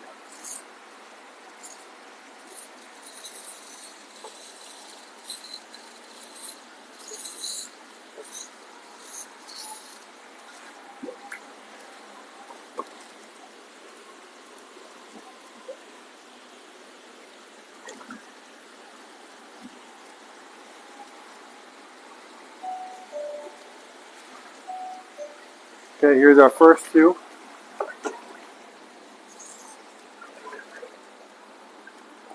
A gorgeous Ginrin no Chiba and a stunning Deutsch Showa.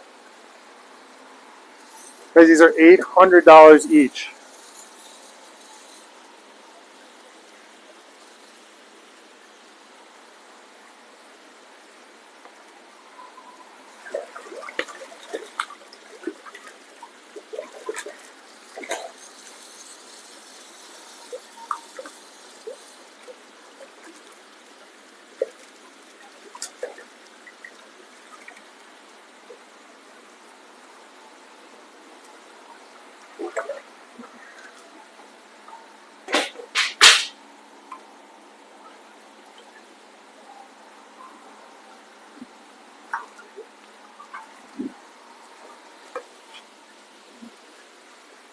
for today, I will do 700 on the Yamabuki.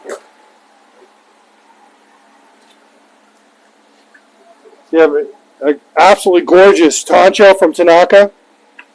Red, red, red Tancho spot. Very nice white Chiroji. You have a Kiyutsuri from Mario Hero. This is all Sumi coming in. I have more of these, but this is all Sumi coming in on this fish. Also from Mario Hero, you have a Ginrin Ochiba. And check out this Deutsch Showa. What do we think, guys?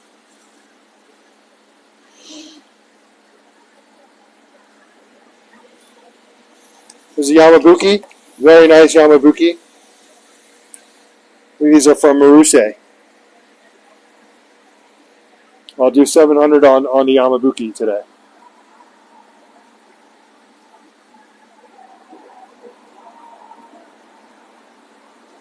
Any comments? Any feedback? Anything? You guys are really quiet today. Spring says that Ginrin is impressive. This Ginrin Ochiba is gorgeous. Brian says that he loves the Ochiba, and that's a beautiful Deutsch Showa. Hector Thompson says that it's a very nice Showa. Thank you, guys. David Gwenter asks if there's butterfly Yamabuki. I do not have any butterfly Yamabuki. No, the butterflies were at that $600 range. I don't have anything beyond that. That's it on the butterfly. Stacy Palmer says that. Hi, Stacy. That the $600 were an awesome steal, but her husband is sitting right next to her. He says, "I met my fish limit for the season. Lol, he doesn't understand the struggle." I get it. I totally get it. Brian Malone says that he definitely has to up his filtration before adding more babies. Very important. Very, very important. David Winter says, "Okay, looking for large yellow or white butterfly. Let me know if anything comes along." Yeah, large. I don't have any more butterfly coming in right now. If I do get any large ones in, I'll let you know. Oh.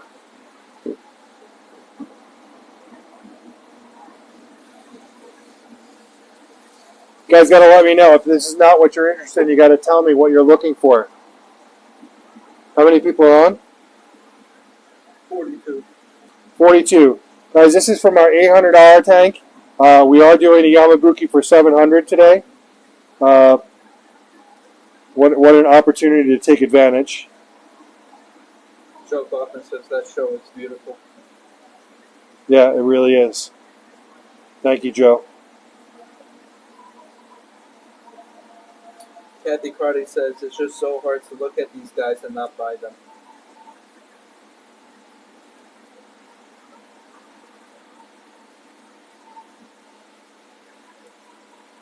Any takers? Any takers?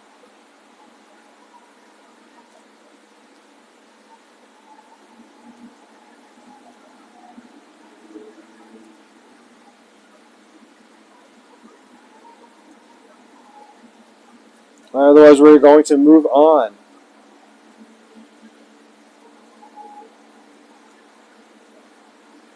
Some really unique fish here.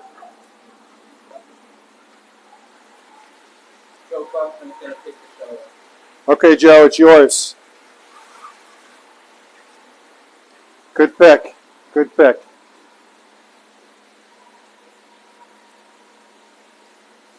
Thank you, Joe.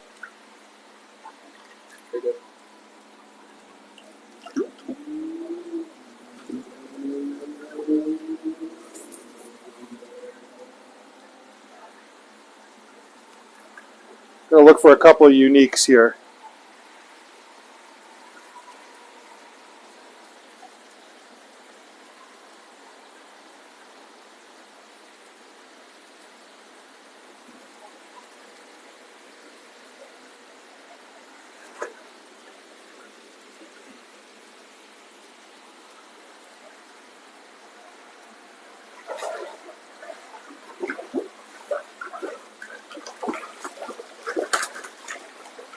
Come on, guys. No.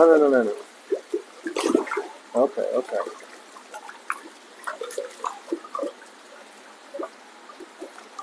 All right, guys. Here's a literally a $1,500 fish. Anywhere else that is going for $800. Check out this Deutsch Kohaku. What a gorgeous fish. This Deutsch Kohaku is going for $800. What a steal. Hey, Lauren. Yeah, what's going on? How are you? Good. How you been? All right? Yeah, you. Good. It's a new place, huh? This is it. Nice. Yeah. Nice. You still got the other place or no? No. We're totally out of there. Oh, really? Yeah. When did you guys come here? We just celebrated a year. Wow. Yeah. I've been out of the place for what, 2-3 years now. Oh, really? Ever since the fire, yeah. Yeah. I lost all my koi. So I spoke with Chris. I didn't know you guys have your own contact group down here too. We do. Chris is doing. That's all him. Oh, is Yeah. it? Yeah. I met you. He's here.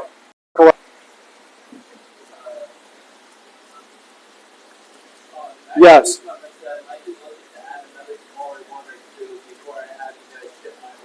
Okay, we can definitely help you.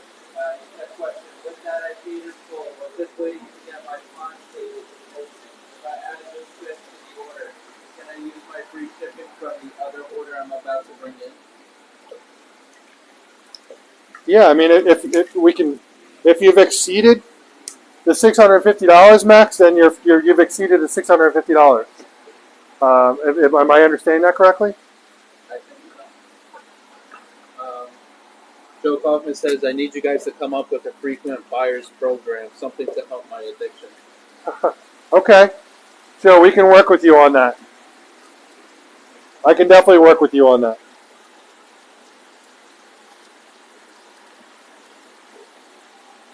I am looking for...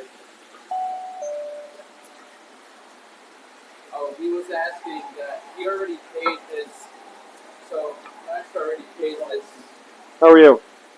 he already paid his last invoice in full, and he said that he was going to get new fish.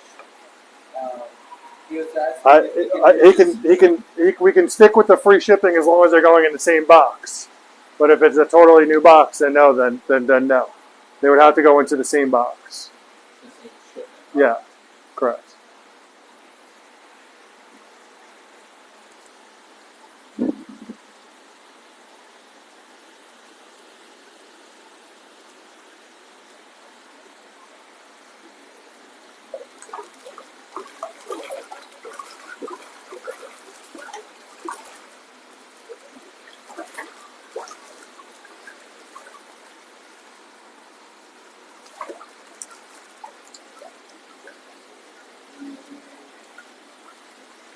So here's a nice Goshiki and a Showa. I'm going to pull some of these other guys out.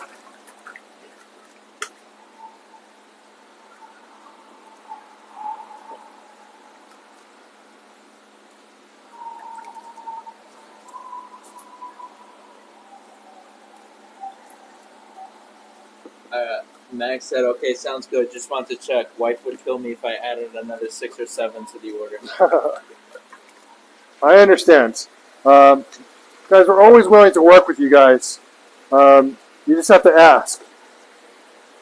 Spring is asking, there is a loyalty program on the website, isn't there? There is, but we haven't actually kicked it off. We're still working on what that loyalty program is. But it is a good question. It's something that we decided we were going to do. We just haven't figured out what it is we're doing with it yet. Good question, though.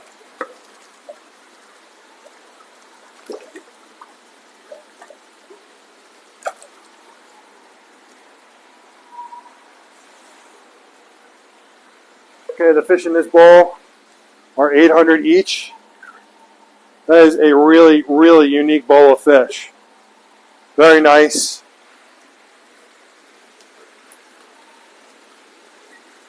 Let's hope that someone takes advantage.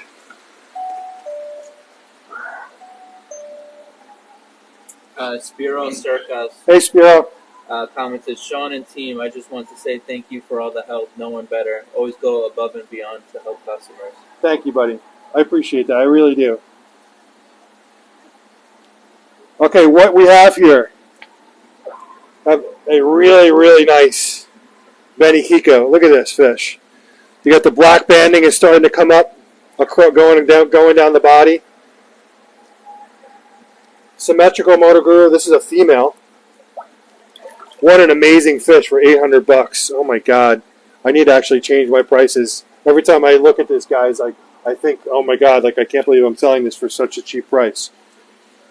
This is from Aoki, also from Aoki. This lemon harawaki. Gorgeous, gorgeous. Really nice scalation down the spine. There's another Aoki. This is a Goshiki, red Goshiki from Aoki. Very nice. Here is that Deutz Kohaku, red. Guys, these are $800 each. Do we have any takers on these fish? Gabe, do we have any takers on these fish? Not right now. Answer me. Max Newcomer said everyone would be a centerpiece for a pond. Yeah, I agree. I mean, thank you, Max. These fish are gorgeous for $800. Elizabeth Thompson's going to take a lemon. Okay, Elizabeth, it's yours. Thank you, Elizabeth. Joe Kaufman says he's debating on the Kohaku. That's a really nice fish, Joe.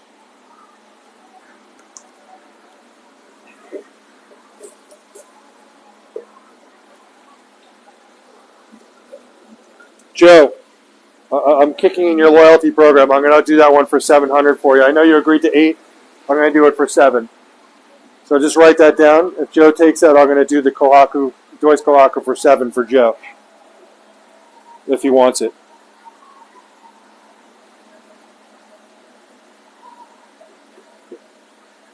Someone has to take this Benny Kiko. That Benny Kiko is just wild. I love that fish. I may actually just put that fish in my grow out. He said done. Thank you. Joe, it's yours. Oh, you got to take a picture of it. Sorry.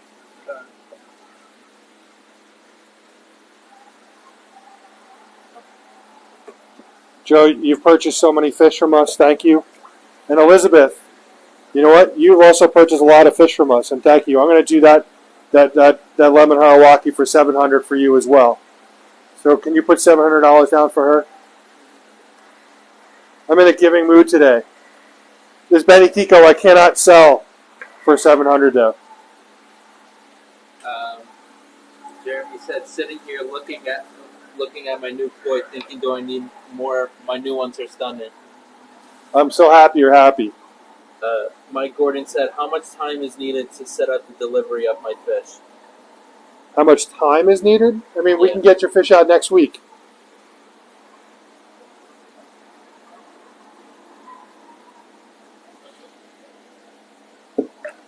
Did Mike got fish today? Or did he have fish from a previous order? Mike Gordon? Yeah. Well, he didn't get any fish today. Okay. Mike, were you looking at getting fish? I don't recall if you already have fish on order with us.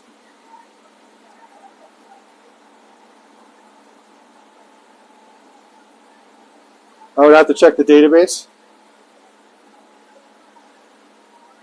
Someone please take this Benny Kiko. We also have this really nice shower from Marahiro.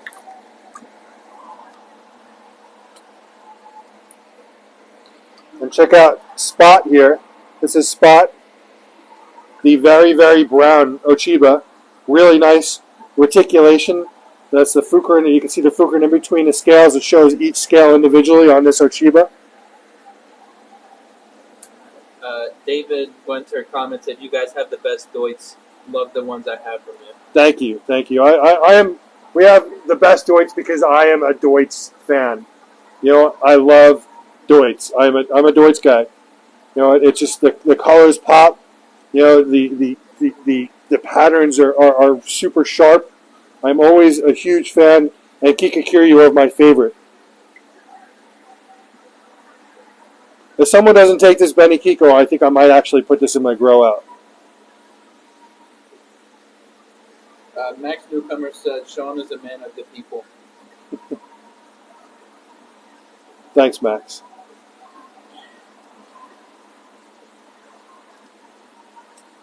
Andrew Vishnu commented, just saw them this morning. These fish are absolutely beautiful and a lot larger in person.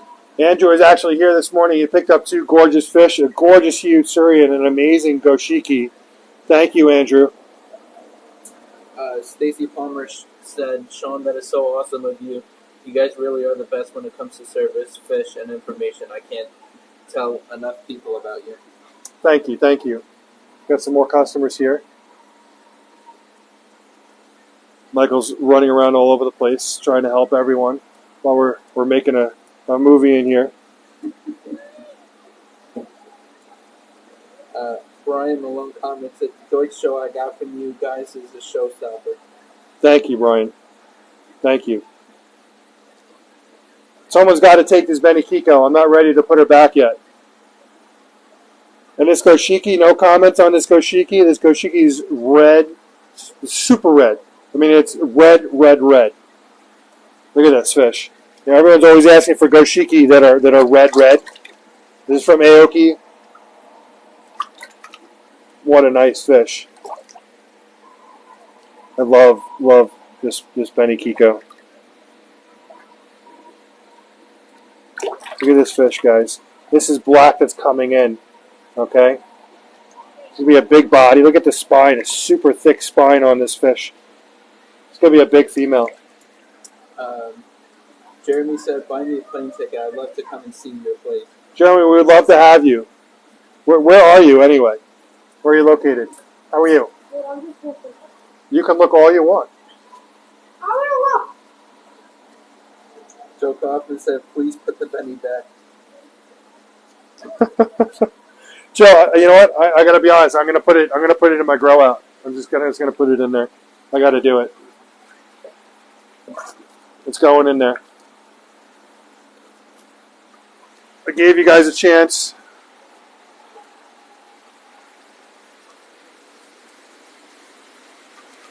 to. Are you allowed to cut them or not? I'd rather you didn't. What? I'd rather you didn't. You can throw some food in there though if you want.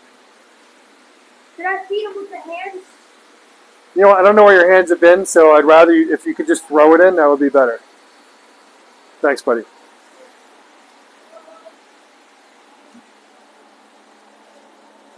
Jeremy said he's from Nebraska. Oh, okay. So it's a little bit of a ways away. We need to put together a trips from different states to Koi Market.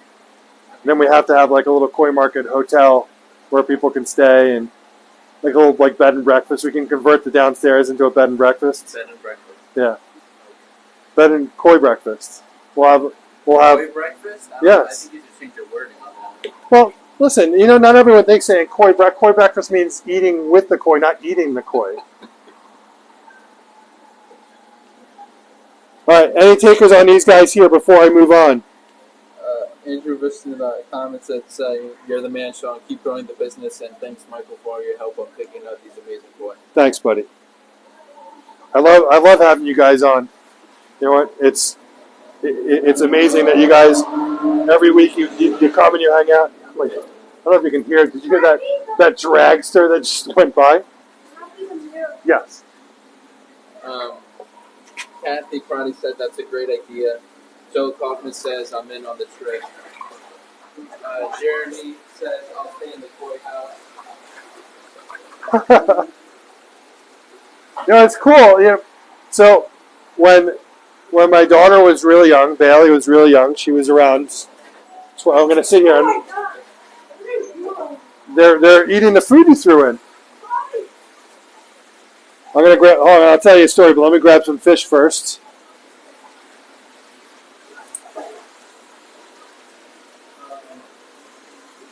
David Winter is just saying, looking to deliver a motorcycle your direction as you come hang out here.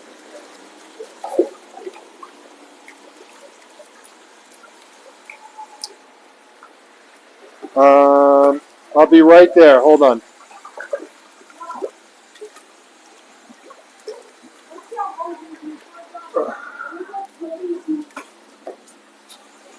A very nice Achiba and a really nice Ginrin Kiyutsuri. I'll tell you a story in a second, guys. Just going to grab another fish first.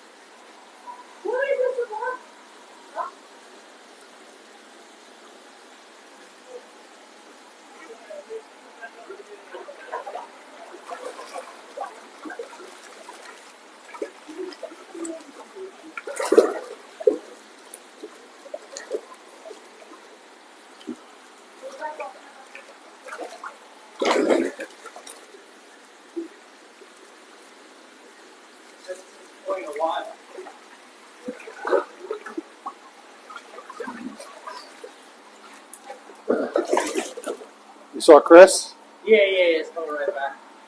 Nice. I forgot the name of the boat too. Dude, it hasn't been that long. 3 years. And which one's the one? This was my favorite one. Just so you're on a live show. Just I'm on the live show. you are, but that's okay. You can ask all the questions you want. Okay.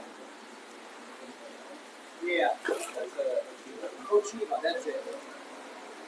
Okay. So guys, I have a couple more in here. We had one of our friends stop by. He actually got out of the koi hobby, and he's jonesing for koi right now. But he's stopped by to take a look at the bonsai and say hi to Chris.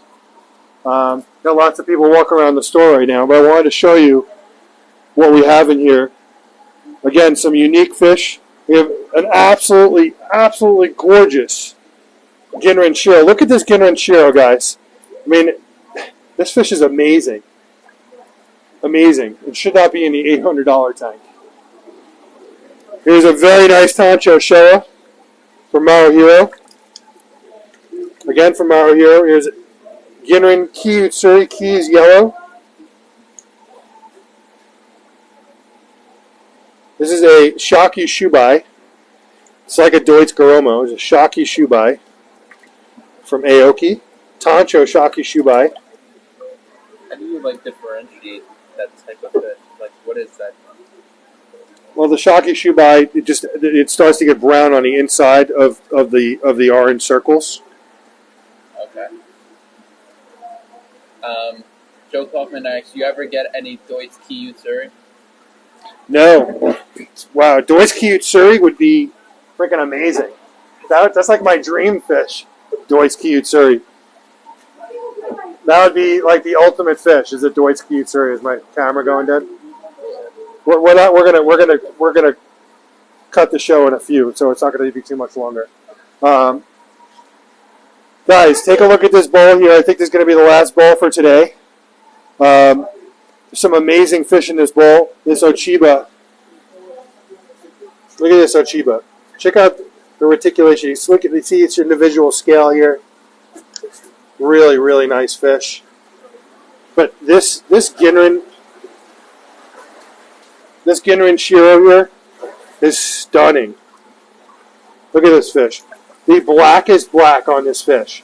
Look at this. And the white, the Shiroji is super, super white. This fish is amazing.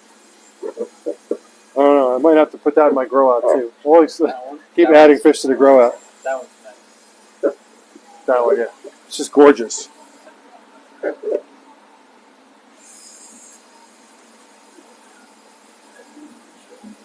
What do we think, guys? Do we have any takers on anything in here before we move on for the day?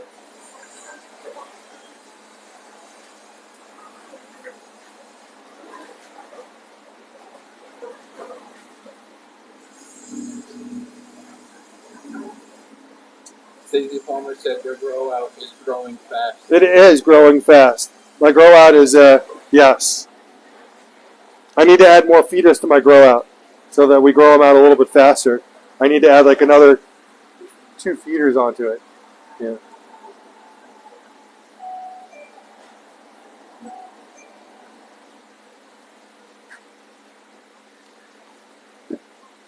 All right.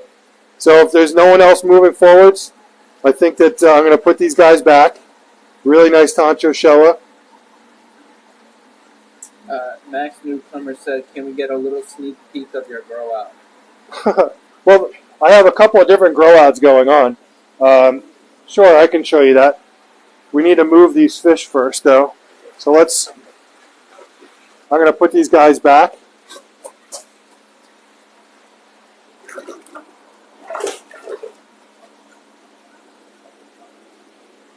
This guy is definitely coming out of here. And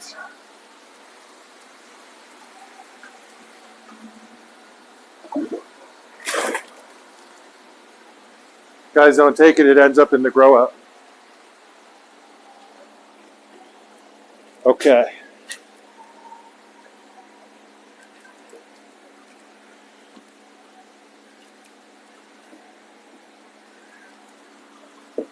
All right, so I think that's it for the fish for today. Guys, thank you for making your picks. Maybe we'll go back to some of the smaller fish next week. But I wanted to try and do some of the bigger fish. Let's move these guys. You got pictures of all these, Gabe? Yeah. You wrote down the prices on all that? Gabe? Yeah, sure. Yeah, I got it. Okay. We're going to move these guys. Thank you for making your picks. Some amazing picks today.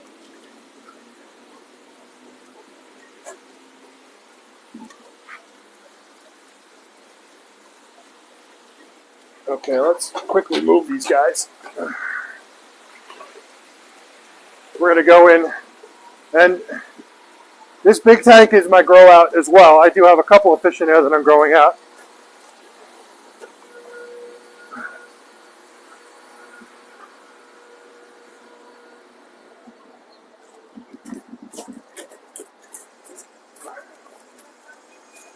I'm not sure where we're putting these.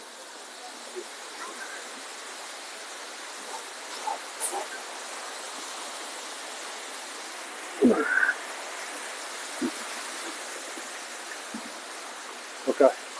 All right. Linda Harwood said, "Since my fish are shipping next week, all 27, I had to finally tell my husband." Is he okay? That's funny. How did he take it?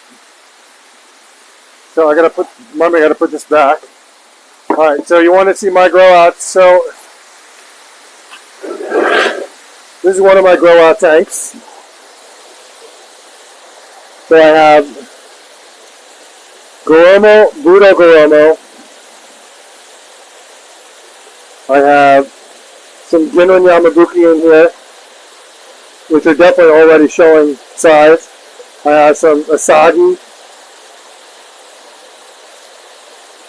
What else do I have in here? A couple of other uniques in this tank. Linda Harwood said, "Totally fine." Well, that's good. If you want me to talk to him, I can talk to him for you. I have some lemon harawaki from Tanaka in here. I have 2 feeders on here. One of them is empty. I actually have more food coming in.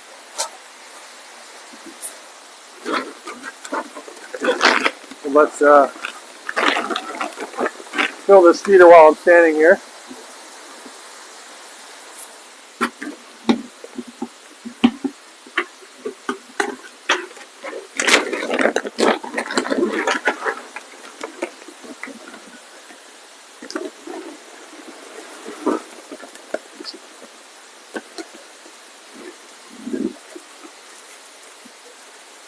Just put this feeder, some more food in this feeder.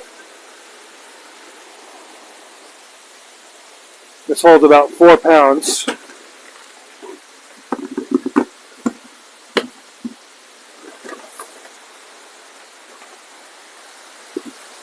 I actually have 2 feeders going on this one, so they're getting fed 6 times a day in here. So they're going off at different intervals. We have to hook up. I have another grow out tank over here. So in here I have Kujaku and Concho from Isa. I have Ginrin Matsu Kawabaki from Kaneko.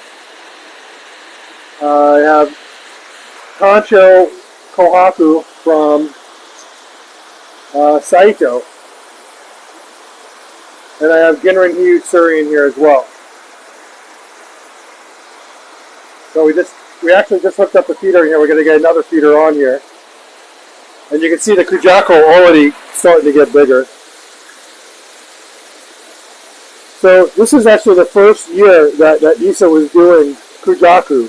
So these are some of the first Kujaku. We're hoping that these Kujaku turn red.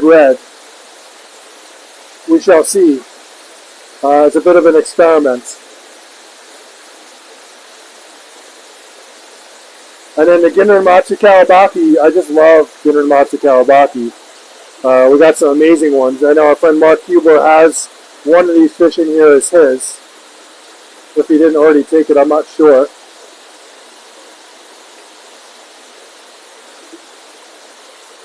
But these guys are going to grow out, and let's see how they turn out. And these guys will be available next season. Pretty cool. Max Newcomer said, saying thank you for showing up. Oh, you're welcome, Max.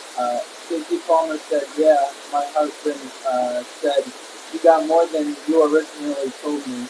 Wow, well, a few Saturdays came in between the original thing. That's very funny. Dawn Marie asked, can you see the feeder you use? Yeah, so let's come back over to here.